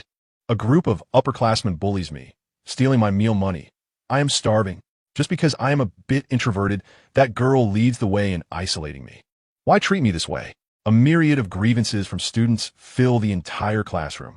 Yet, Wu Shuang has scarcely experienced a typical student life. She was sent to practice swordsmanship due to the bullying she faced from elementary school onwards, stemming from her stutter and reclusive nature. For someone who has traversed a normal student life, it would be easy to overcome the influence of these vengeful spirits. However, Wu Shuang clearly cannot manage that. I do not want to study. I do not want to study. Wu Shuang cradles her head, cowering in the corner of the classroom, trembling like a helpless little beast. At that moment, a bell rings and starts to drift slowly towards Wu Shuang. Dinkling, dinkling. Wu Shuang, in a daze, accepts the bell and instinctively chooses to answer. Is everything all right? Did something unexpected happen? It is the voice of Su Yunzhou, her older brother. Wu Shuang's eyes brighten instantly. Brother Su, they want me to go to school.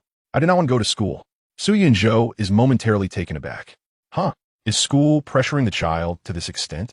Has the stutter vanished? Su Yunzhou swiftly unraveled the situation, concluding that Wu Shuang was likely trapped within the school, her consciousness being disturbed by a ghost, leading her to believe she was studying. He promptly reassured her, do not be afraid. I am now your guardian. Should anyone dare to bully you, simply inform me. If other students harass you, I will ensure they face the consequences. If a teacher shows favoritism, I shall confront them as well. And if the principal remains silent, they too shall not escape my wrath. I am here to protect you. There is no need for fear. Rest assured and focus on your studies. I will not allow anyone to mistreat you. Wu Shuang timidly replied, but I do not wish to study. Just hang on for a moment. I will come to fetch you from school shortly. The girl pouted, her expression a blend of pitiful innocence and adorableness. How long will it take? Immediately. I'm on my way. Su Yunzhou hung up the bell and continued to stroll down the street. The street was illuminated by street lights, though some appear to be outdated and dim. Naturally, the functioning lights cast a pale, eerie glow, enhancing the street's unsettling atmosphere. At that moment, Su Yunzhou had already vanquished 6 strange entities. The 7th apparition was a voluptuous woman, donning a mask and with long hair cascading down to her waist. This imposing figure blocked Su Yunzhao's path, her voice chilling. Do you find me beautiful?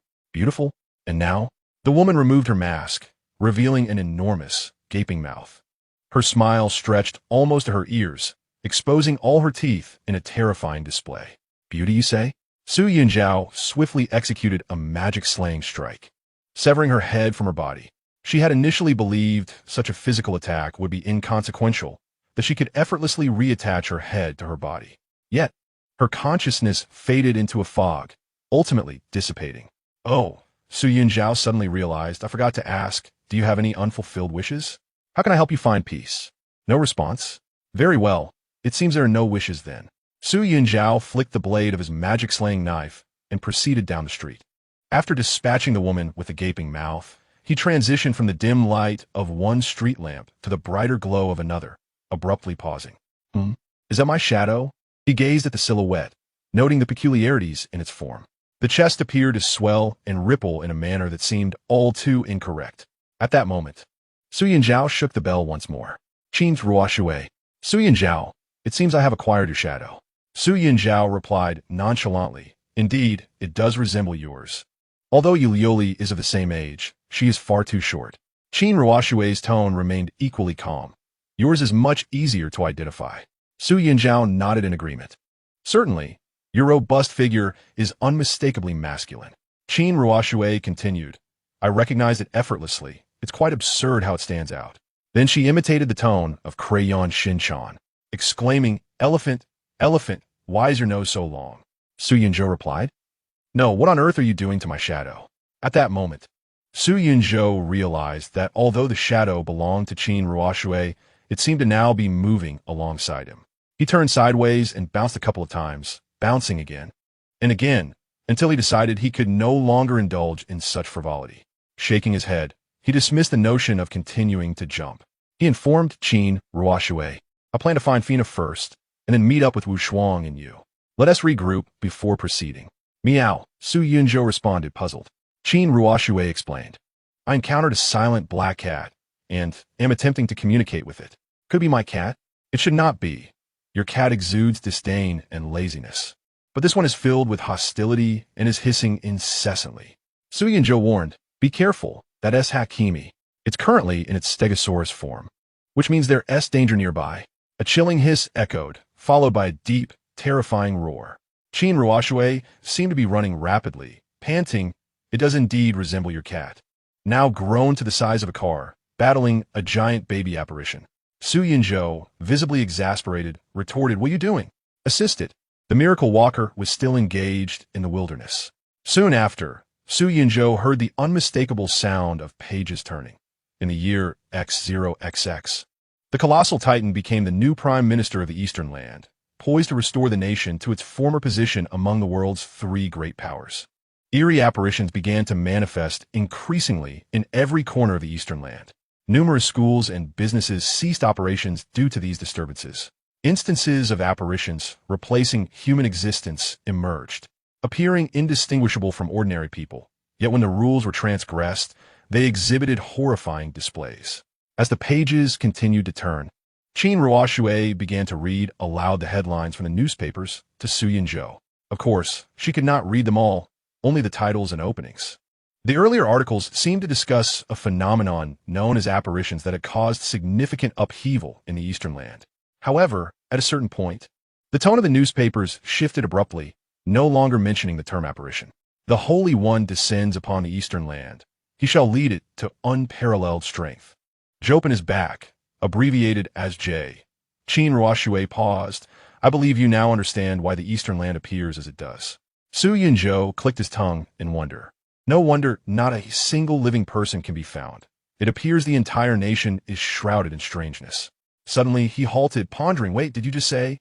Where exactly are we?" "In the Chiyoda district of Tokyo, Eastern Land." "Is there a problem?" Su Yinzhou spoke in a calm tone. "It's fine. I am preparing to find Fina." Qin Ruoxue pondered for a moment before suggesting, "Fina should be all right. Her abilities are quite formidable. However, I recall that among us, only Lu Yuding lacks means to confront spiritual adversaries. Perhaps you should seek her out first?" After contemplating, Su Yinzhou nodded. "Lu Yuding and Wu Shuang are both at school. Shall we gather there?" "Agreed. It's settled then."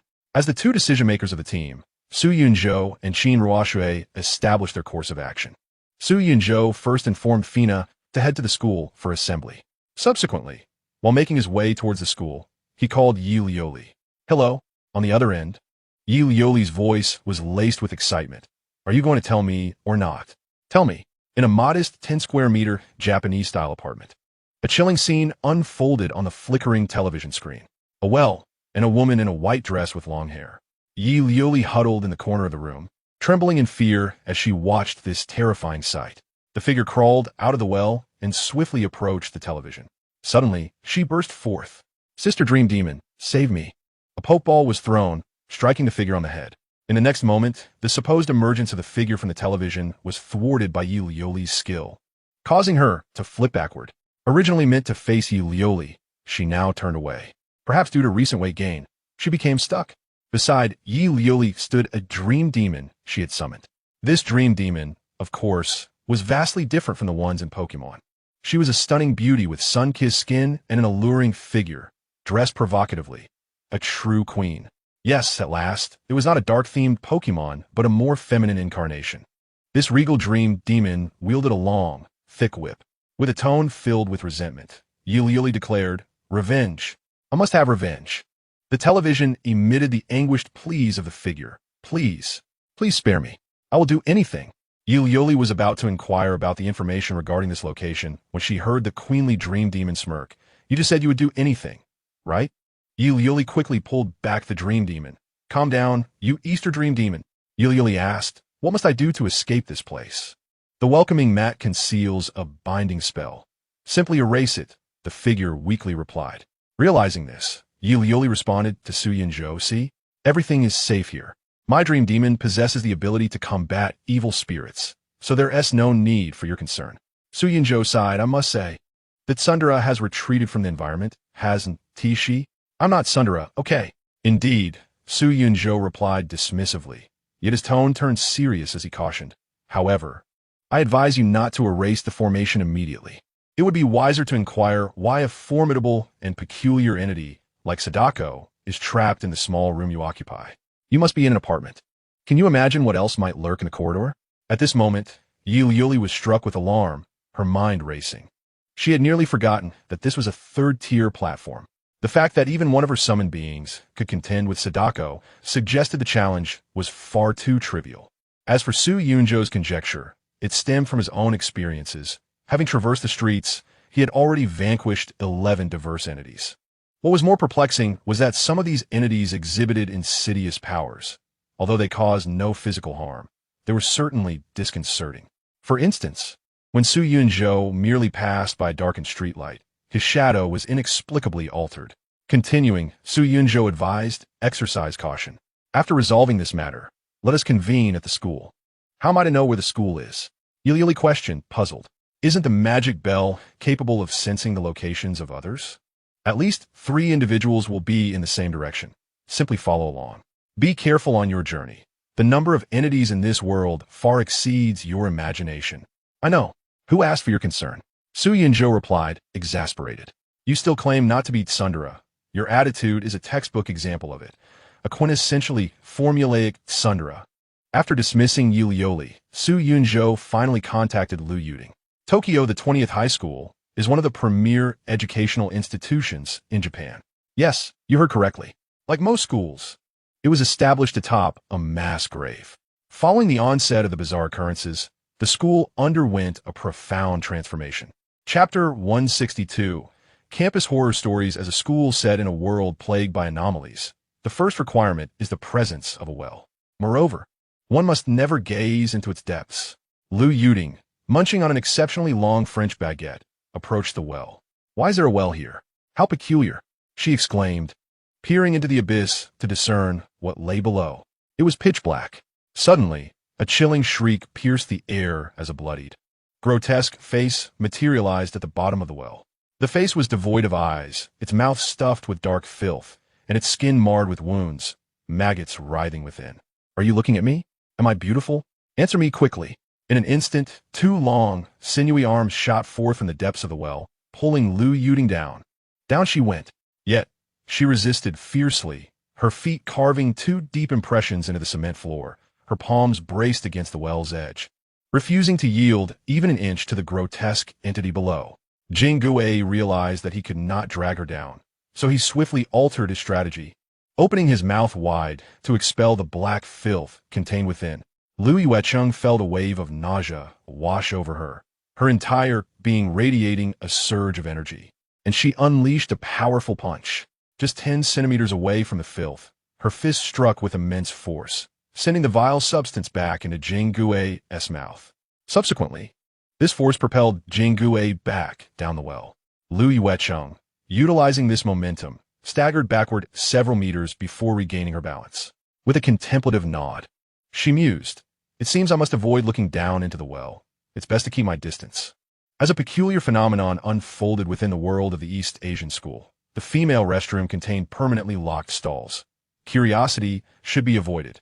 Moreover, one must never gaze into the mirror above the sink. Lu Yuecheng entered the ladies' room, intending to wash her hands. She had just leaned over the well, her hands now smeared with green moss. After rinsing her hands, she raised her gaze to the mirror, adjusting her appearance. At that moment, a woman in a red dress suddenly materialized behind her. This woman had extraordinarily long hair, cascading almost to the ground, obscuring her entire face in a veil of dark locks. Lu Yuecheng paused for a moment and said, would you like to go first? Turning to look, she found no one behind her. At that instant, she noticed that 7 of the 8 restroom stalls were ajar, with only one closed. Oh, is someone inside? She called out, approaching the locked stall. To her horror, bright red blood began to seep from beneath the stall door, staining the entire restroom floor crimson. Lu Yuecheng was taken aback. This isn't right. This is something sinister. Realizing the gravity of the situation, she rushed towards the restroom exit, only to find that the door had inexplicably locked itself. Pressing her back against the door, she peered inside. The woman in red began to float out from the stall, her long, dark hair trailing down and intertwining with the vivid blood, creating a chilling pattern of red and black. Almost immediately, the hair sprang to life, ensnaring Lu Yuecheng tightly. The inky locks coiled around her neck, making it difficult for her to breathe. Damn it, I loathe having my throat restricted. With a resounding crash, Lu Yuecheng burst forth from the ladies' room, disheveled yet unscathed, though she was panting heavily, clearly exhausted. After several minutes of battling the ghostly figure in red, she realized that her physical attacks had no effect on the specter. Even if she had crushed its head, the apparition would perfectly regenerate. Suddenly, an idea struck her. She shattered the mirror and successfully broke through the locked restroom door, fleeing into safety. That was far too perilous. It seems the ladies' room is not a place to approach lightly. She took a moment to calm her nerves with a bottle of soda, gulping it down in quick succession. Subsequently, with a hint of nostalgia, she remarked, "How I long for a cola." Alas, such beverages have become exceedingly precious, akin to tobacco and alcohol. Desserts and sodas, those delights that bring joy, are similarly rare. The voracious Lu Yuding, of course, cannot indulge in cola or Sprite. If she desires a carbonated drink, she must settle for soda water. After swiftly finishing a bottle, she retrieved a French baguette. Yet at that moment, an urgent need to relieve herself suddenly surged. She glanced toward the women's restroom, then the men's. Perhaps it would be wiser to seek a more secluded spot. In this world beset by the bizarre, the rear mountain of the school is an absolute forbidden zone. Any strange tale one could conceive may very well transpire there, particularly now, as the rear mountain has transformed into a veritable graveyard. Countless mounds and gravestones rise ominously from the ground, while flora and fauna are tainted with shades of blood red and pitch black. Upon entering the rear mountain, one can even detect a faint scent of blood and decay. The metallic, briny odor of blood mingles with an indescribable fishiness, while the stench of decay is overwhelmingly pungent, far exceeding the foulness of rotting food. These two odors serve as a testament that normal individuals would steer clear of the school's rear mountain. Yet, Lu Yuding is anything but normal. Her body's defenses are remarkably robust, extending even to her sense of smell. If a scent is harmless or even beneficial, she can perceive it. However, any odor that poses a danger to her health remains undetectable, as her nose instinctively repels such scents. Thus, she cannot suffer from pollen allergies. Venturing to the rear mountain, she sought a patch of grass to relieve herself when suddenly her body froze. Possessed by a spirit, starving, famished, ravenous, an overwhelming hunger enveloped her entire being. Just as she prepared to retrieve her food, she noticed a rectangular object, resembling a brick but considerably larger, being offered to her. Instinctively, Lu Yuding assessed it. Compressed biscuit, quality, excellent, effect. This 1,500-gram compressed biscuit can replenish 10,000 kilocalories, but consuming it will induce an intense thirst, requiring 46 liters of water to fully quench. Description: it is evident that no fool would attempt to consume this entire compressed biscuit in one sitting. After reading the attributes, Lu Yuding gave it little thought, tearing open the packaging and devouring it voraciously. However, contrary to her expectations, the anticipated thirst-inducing sensation of the compressed biscuit did not materialize. Instead, she found herself growing increasingly hungry. The more she ate, the hungrier she became. "Oh, no, please stop eating. Cough, cough." It was only at this moment that Lu Yuding realized she had taken her first bite of the compressed biscuit. The biscuit in her hand had dwindled to the last morsel, yet she distinctly remembered consuming it continuously. Why then? Did it feel as though she had only taken a single bite? Chapter 163. The Starving Ghost and the Staircase Ghost. Lu Yuding found herself perplexed. Her gaze turned towards the young man who had just handed her the biscuit. He was undeniably handsome and had previously treated her to a meal. Thus she recognized him instantly. "Su Yinzhou, what are you doing here? What has happened?" Su Yinzhou spoke in a calm tone. "You have been possessed by a starving ghost. You will experience profound hunger, yet everything you consume will actually enter the mouth of the ghost, leaving you with nothing at all. This compulsion will lead you to eat incessantly, ultimately causing you to devour your own flesh, even your own tongue." Though his tone was unperturbed, his words sent a shiver down Lu Yuding's spine. This was truly terrifying, to never be satiated, with all consumed food entering another's mouth. Was this not the most dreadful curse imaginable? How malicious was this starving ghost? Su Yunzhou chuckled. "However, there is a simple remedy. If you resolutely decide to eat something that is not food, it will suffice. To stuff your mouth with a handful of dirt, and its stomach will soon become obstructed, unable to process it." Lu Yuding's eyes lit up with understanding. "So that is how to deal with it." Yet she shook her head in dissent. "But my mind was influenced just now, consumed with thoughts of food. In that state, I wouldn't think to eat something like dirt." Su Yinzhou nodded in agreement. "Indeed, this is also a self-preservation mechanism of the starving ghost. It manipulates your thoughts, making you yearn only for food, preventing you from considering inedible items. How did you assist me in confronting the starving ghost? Lu Yuting tilted her head, inquiring curiously. Su Yunzhou glanced at the compressed biscuit, now the size of a brick, and remarked, the dry texture of the compressed biscuit, devoid of moisture, adheres firmly to the mucous membranes of the mouth and the walls of the esophagus, making it difficult to swallow. Even if the starving ghost attempts to chew it, the lack of lubrication will hinder the swallowing process. You keep eating, and it cannot swallow, ultimately leading to a complete obstruction of the esophagus. He gestured towards a ghostly figure behind Lu Yuting. See for yourself. Lu Yuting turned her gaze to the starving ghost's body, which, once emaciated, now had its neck grotesquely swollen to the thickness of a cup.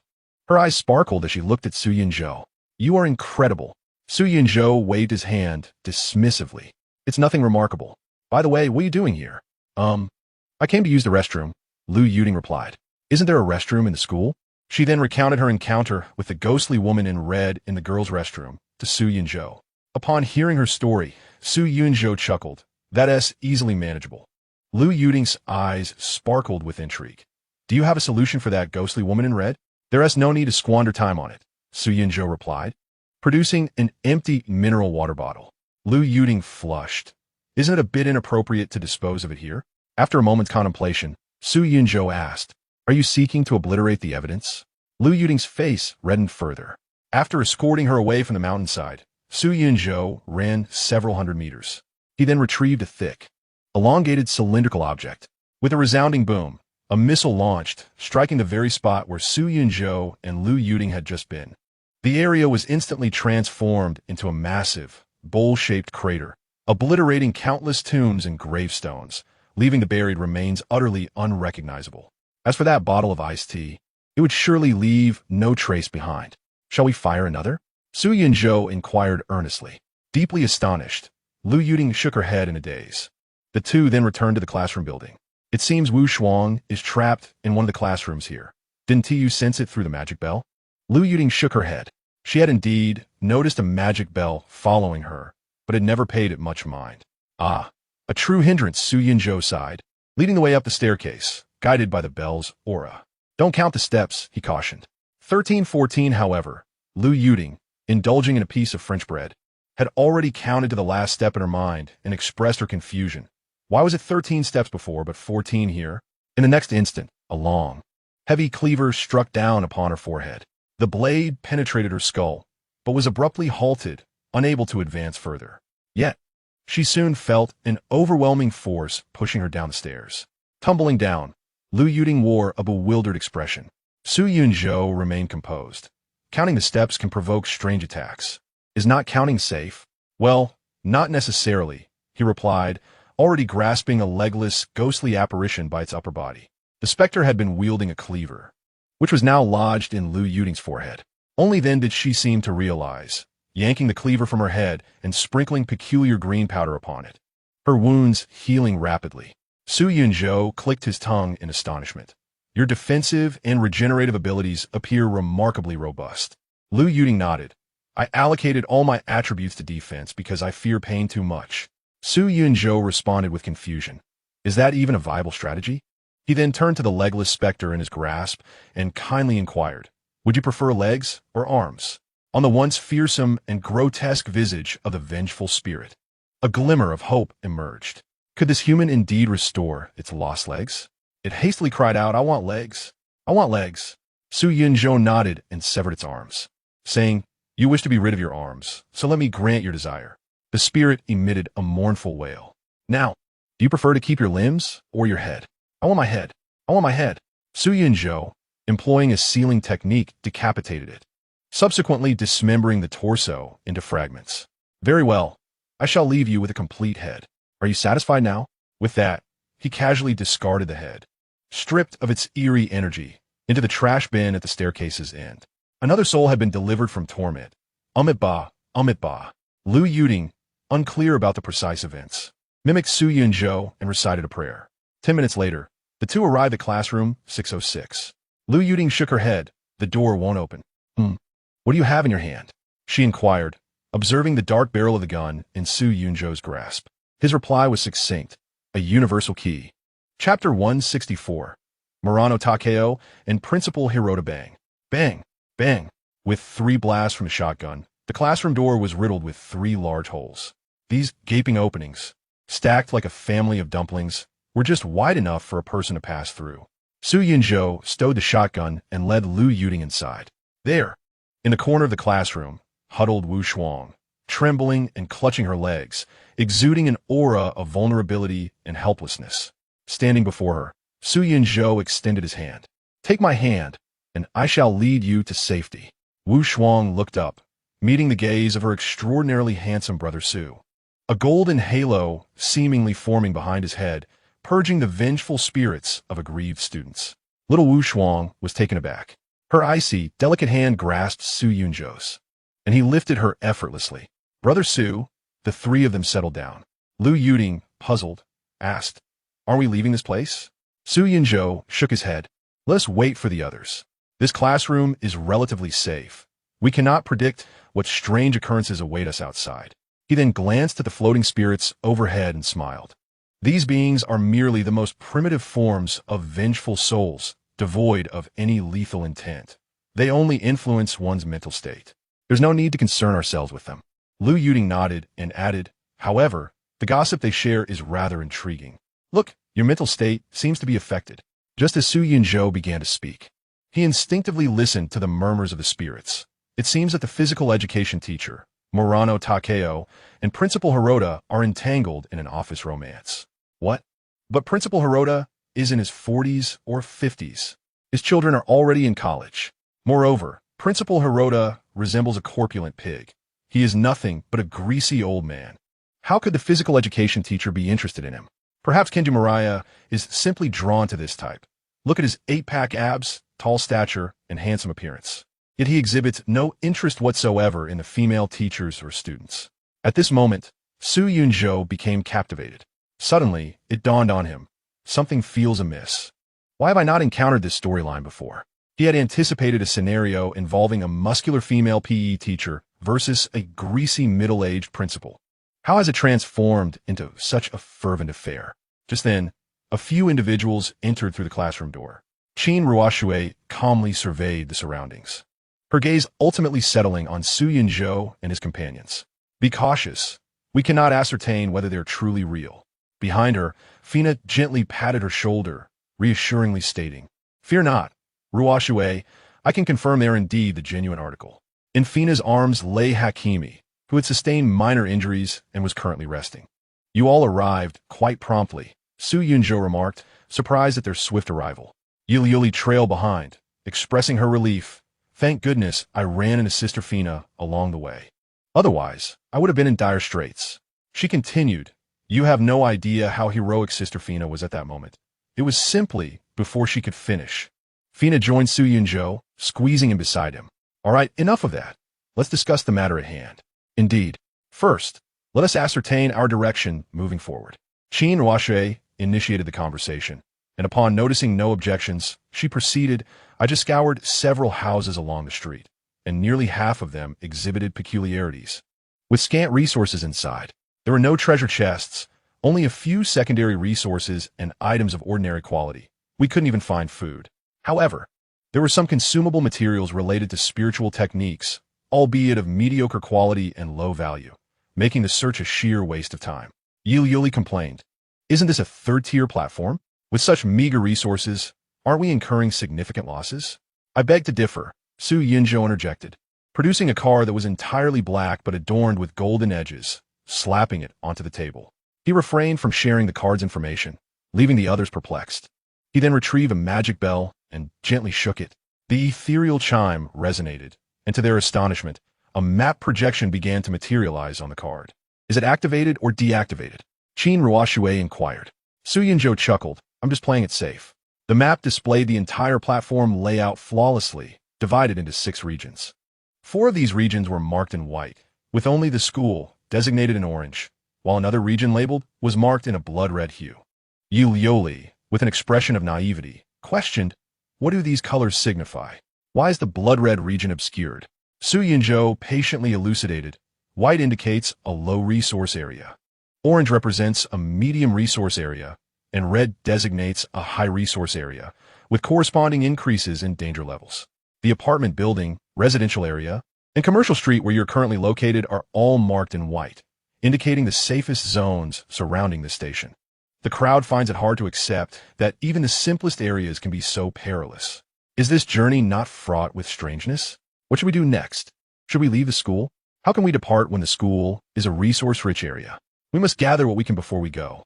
I will listen to you, Brother Su. Qin Ruoshui's gaze was calm as she turned to Su Yunzhou, asking, what do you think we should do next? Just as Su Yunzhou was about to respond, he suddenly paused, his expression turning serious.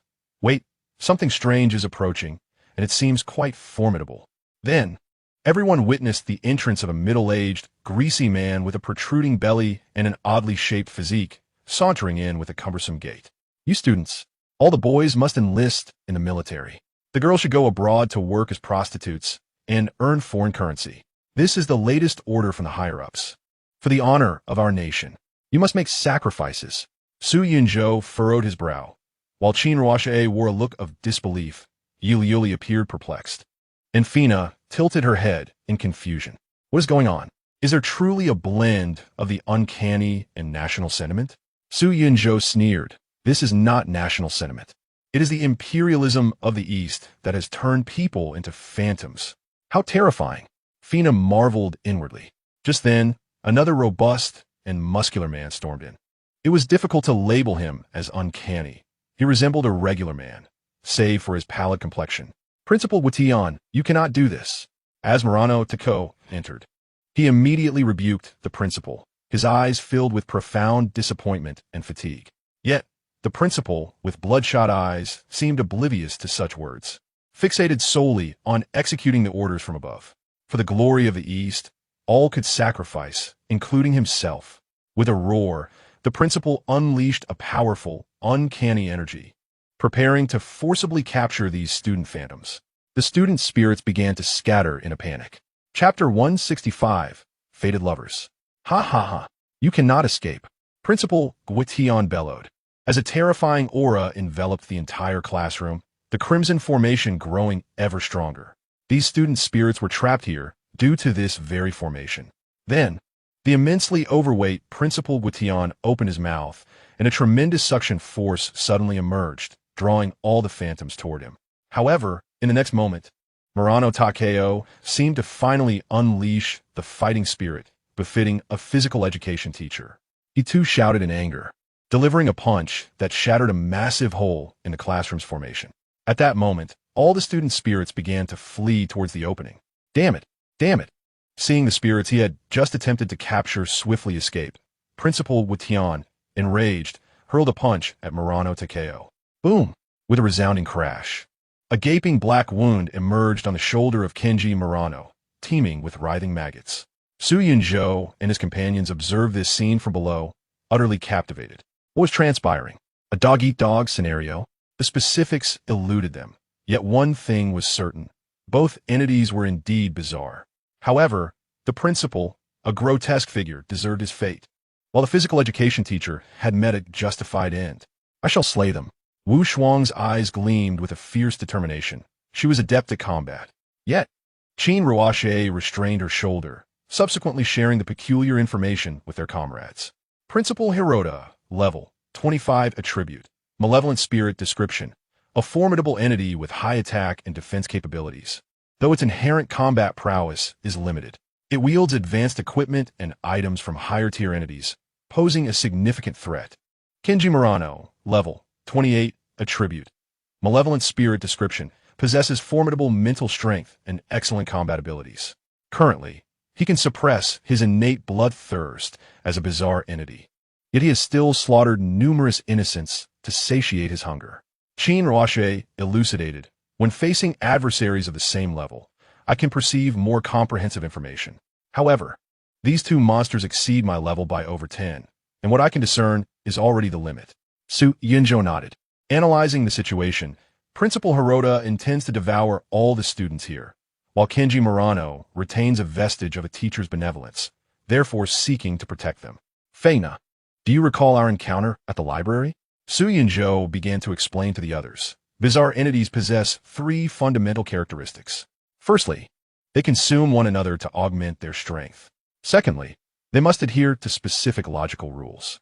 The mutual consumption among these entities cannot occur without justification, unlike the breeding of insects. Yet, their very existence and growth necessitate the consumption of other bizarre entities. Yuli interjected at an opportune moment. What about the third point? The third point is that bizarre entities exhibit humanity. They can likewise be exploited. Upon reaching this juncture, Faina comprehended the implications. Boss, are you suggesting we replicate our previous exploits, compelling these students' vengeful spirits to assist us? Su Yunzhou nodded in satisfaction. Indeed, a prodigy can be molded. The school is vast. Do you suppose we six can scour it from end to end? Clearly, that is implausible. However, we can enlist the students' help. Once they have completed their tasks, we shall absolve each one of their burdens. It's simply perfect. Perfect. Wu Shuang's starry eyes sparkled with admiration as she gazed at Su Yunzhou. What a remarkable strategy, Brother Su. Qin Ruoxue raised an eyebrow. But the question remains, why would the students heed your call? Thus, we cannot merely assent to engage in combat. We must first unite the weaker factions to vanquish the strongest, then rally the weaker once more to eliminate the second strongest, leaving only the feeble ones for us to manipulate at will. At that moment, the battle on the podium had already escalated into a fierce crescendo. Two extraordinarily powerful entities clashed, leaving a gaping hole in the teaching building as they leapt down onto the playground below. At that moment, countless vengeful spirits of students and teachers congregated on the field. Most of these spirits lacked any combat prowess and posed no threat to the living. They could only silently observe the unfolding battle, awaiting their impending fate. In this world of the survival of the fittest, the weak also serve as sustenance for the strong. This truth resonates universally. Principal Hirota was enveloped in an eerie sigil that erupted with formidable energy. With a mighty punch, he struck Kenji Murano in the abdomen, creating a hollow impact. If this continued, Kenji's defeat was inevitable. Though he held a level advantage, he had no means to contend with Principal Hirota's might. Just then, Qin Ruoxue stood at the entrance of the classroom, where the hole had been made, gently waving a ritualistic instrument. We can spell ritual, type, skill level, activation condition. Must use a ritualistic instrument, knowing the target's name and appearance. And the target must be within 500 meters of the caster. Skill effect, weakens the target's attributes by 15 for a duration of 150 seconds. Do not underestimate the significance of a 15-point reduction in attributes. In a closely matched battle, this could tip the scales decisively.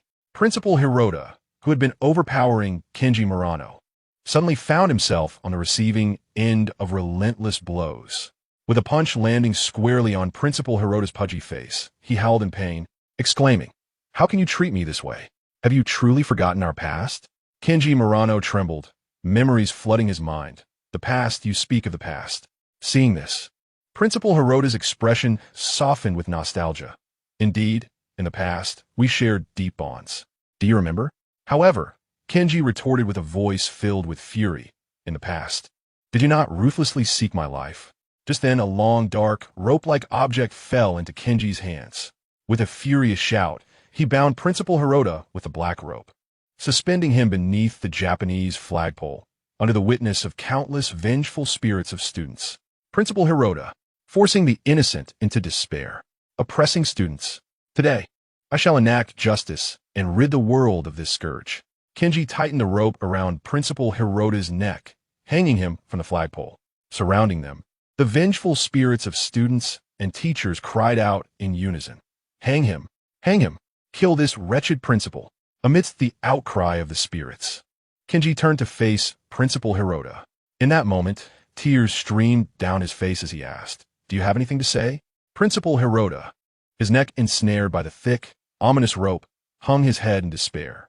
With no words left to utter, he implored, "Please, act swiftly."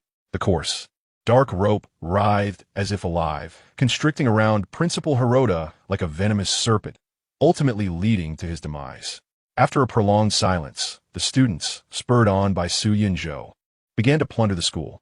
Beneath the flagpole of the eastern land, only two remained. Murano Kenji stood with bowed head, unable to gaze upon the corpse of Principal Hirota. Departing from the flagpole, Murano Kenji made his way to the sports equipment room, sitting silently on the soft mat, lost in thought. A poem lamented, "The affairs of the world are endless. The fate is vast and inescapable. Love and ambition have become mere dreams. Only history remains for others to recount." Chapter 166. Reaping the benefits, Su Yunzhou sighed, "Ah, what a pair of ill-fated lovebirds." Yi Liuli inquired, "Where lies the misfortune?" Lu Yuding added, "Where are the lovebirds?" Qin Ruoxue quipped, "Take your ill-fated lovebirds and feast well." Wu Shuang expressed her confusion, stating she could not comprehend the events unfolding, yet she was profoundly shaken. "Rain falls softly on the deep roots of my old hometown. I hear you have always been alone." The weathered city gate, entwined with ancient tree roots, echoed with the refrain of waiting. "Boss, could you perhaps silence your background music?" At last, Fina turned her gaze toward Su Yunzhou. It was only then that Yi Liuli realized, no wonder it fell off. There has been inexplicable music playing since earlier. Su Yunzhou shook his head. "This is called an impactful BGM, imbued with the power of fate, guiding the story along a predetermined path." Qin Ruoxue frowned. "Your predetermined path is simply to have everyone feast together? If you continue this way, I shall broadcast the mysterious number 350234 to the entire universe, allowing the Trisolarians to witness the treachery of human society." "Enough of that," Su Yunzhou interjected. "You let these vengeful spirits plunder on their own. Won't they hoard their spoils?" Su Yunzhou pondered. "Hoard what? I have already informed them that all resources they gather belong to them." The others were left even more perplexed. "What? Then what is the purpose of our journey? The resources on the ground have been consumed by these vengeful spirits. What will we take?" "I had no idea you were such a benevolent soul." "Boss, you cannot be so altruistic, can you?" Su Yunzhou gestured towards the school gate. "I believe you have sensed it already. This school is shrouded by a formation, preventing the vengeful spirits from leaving. However, I am creating a location called the evacuation point, which is the entrance we stand before. Yet, this evacuation point can only allow 5 vengeful spirits to depart at a time, with a half-hour interval between each wave." Surveying the group, Su Yunzhou smiled. "Now, can you guess what will transpire with these vengeful spirits next?" Qin Ruoxue remarked, "Your strategy is indeed one of watching tigers fight from the mountain." The group stood quietly outside the school gate, observing in silence. Due to the barrier of the formation, the vengeful spirits could not see Su Yunzhou, yet he could see them. Soon, some vengeful spirits realized that while they could escape through the school gate, only 5 could leave at a time, with each wave separated by half an hour. At the outset, the vengeful spirit's teacher emerged to oversee the situation, instructing everyone to evacuate in an orderly and planned manner, advocating for a gradual retreat to achieve a collective exodus. However, discord swiftly erupted over the issue of who would depart first. In this bizarre realm, there existed no semblance of the laws and order found in reality. These feeble spirits, though incapable of inflicting harm upon humans, were nonetheless capable of causing destruction among themselves. Suddenly, a particularly gluttonous spirit surged into the evacuation point ahead of the others. Yet, no sooner had it dashed forward than countless spirits retaliated, obliterating it entirely. In the next moment, its remnants and the myriad resources it had gathered were torn apart by the other spirits. Simultaneously, a fierce battle was imminent. Hundreds of spirits clashed at the school gate, engaged in relentless skirmishes. The air was filled with wails of despair, curses, and cries that echoed incessantly at the entrance to the school. Meanwhile, in the equipment room, the initially despondent Kenji Muraya seemed to sense something and abruptly turned his gaze towards the school gate. What was happening? "Curse it, my students," he bellowed, intent on rushing over to discern the situation. However, a black cat obstructed his path. Confronted by this level 28 anomaly, Hakimi's combat prowess was evidently inadequate for confrontation. Yet, its defensive capabilities and resilience were beyond Muraya's capacity to breach. The two engaged in a fierce struggle, and though Hakimi's vitality steadily diminished based on the current rate, it would take Muraya a full 36 hours to eliminate this black cat completely. How infuriating! He yearned to escape, but the cat proved formidable enough to impede him effortlessly. Ignoring the cat entirely would only result in severe injury should he reach the school gate. Such an outcome would render his efforts futile. The bizarre entity and the enigmatic feline wrestled for a full hour. Finally, Kenji Moriya realized that the cat was toying with him. "You foolish cat, I shall slay you." The sounds of battle from his students grew fainter, and Moriya recognized that the conflict was nearing its conclusion. With a graceful leap, Hakimi sprouted 2 pairs of pure white wings. "Meow, meow, meow, I shall no longer play with you." It transformed into a fleeting shadow, swiftly darting toward the school gate. Although Moriya landed a punch on Hakimi, it inflicted no damage whatsoever. As the cat gains wings, passive, acquires the ability to fly. Active, consumes 1 life essence to surge forward, disregarding all physical collisions and rendering itself invulnerable during the sprint. Curse be this foolish cat. I swear to slay it. No, I must ascertain the welfare of my students. Panic surged within Kenji Moriya as he hastened toward the school gate. However, the sight that greeted him left him heartbroken, nearly breathless. No, no, how could this be? I distinctly killed Principal Hirota. I assuredly protected these students. Why must it still be so sorrowful? At this moment, the school gate is a scene of utter devastation. Hundreds of students and teachers' vengeful spirits lie fragmented, scattered like tattered cloth. The few surviving spirits, rather than continuing to fight, have begun to frantically absorb the remnants of the fallen souls scattered across the ground. In this peculiar scenario, once a person dies, they become a ghost. And upon the ghost's demise, their soul is utterly dispersed. These lingering souls are theoretically not yet dead, yet they resemble human corpses, their decay merely a matter of time. The surviving spirits incessantly consume these remnants to enhance their own power. Meanwhile, the school gate is now piled high with the materials expelled by the vengeful spirits of the students. Outside, Su Yunzhou and others, who continue to observe coldly, find some unable to contain their excitement. Lu Yuding's eyes gleamed as she exclaimed, "That rice cooker-like artifact is of perfect quality, radiating a blue glow." Wu Shuang tugged at Su Yunzhou's sleeve, pointing at an unknown sword embedded in the ground. A sword. A blue sword. A swift glance revealed hundreds of artifacts, with half being of green quality and a tenth being of blue perfection. As for purple epic items, none could be seen on the ground, but it is highly likely they exist on the remaining few vengeful spirits. Qin Roche chuckled softly, her tone tinged with admiration. "If we were to scavenge these materials ourselves, we would be at it for ages." Then, with a playful tone, she added, "Brother Yunzhou, you truly are remarkable." This statement sent a shiver down Su Yunzhou's spine. "Please, let us communicate without such embellishments." However, another issue arose. Beside them, Feina inquired, "Boss, what should we do about the remaining vengeful spirits and that powerful PE teacher's ghost?" The remaining spirits could be considered the strongest of their kind, and the PE teacher was a formidable mini-boss. A smirk crept across Su Yunzhou's lips. "Why do you assume they would unite against us? That Murano Kenfu has already lost his mind. He will either slay the spirits or be slain by their wrath. Our true enemy is always the last surviving victor, who is likely already gravely injured and exhausted." It dawned on Feina.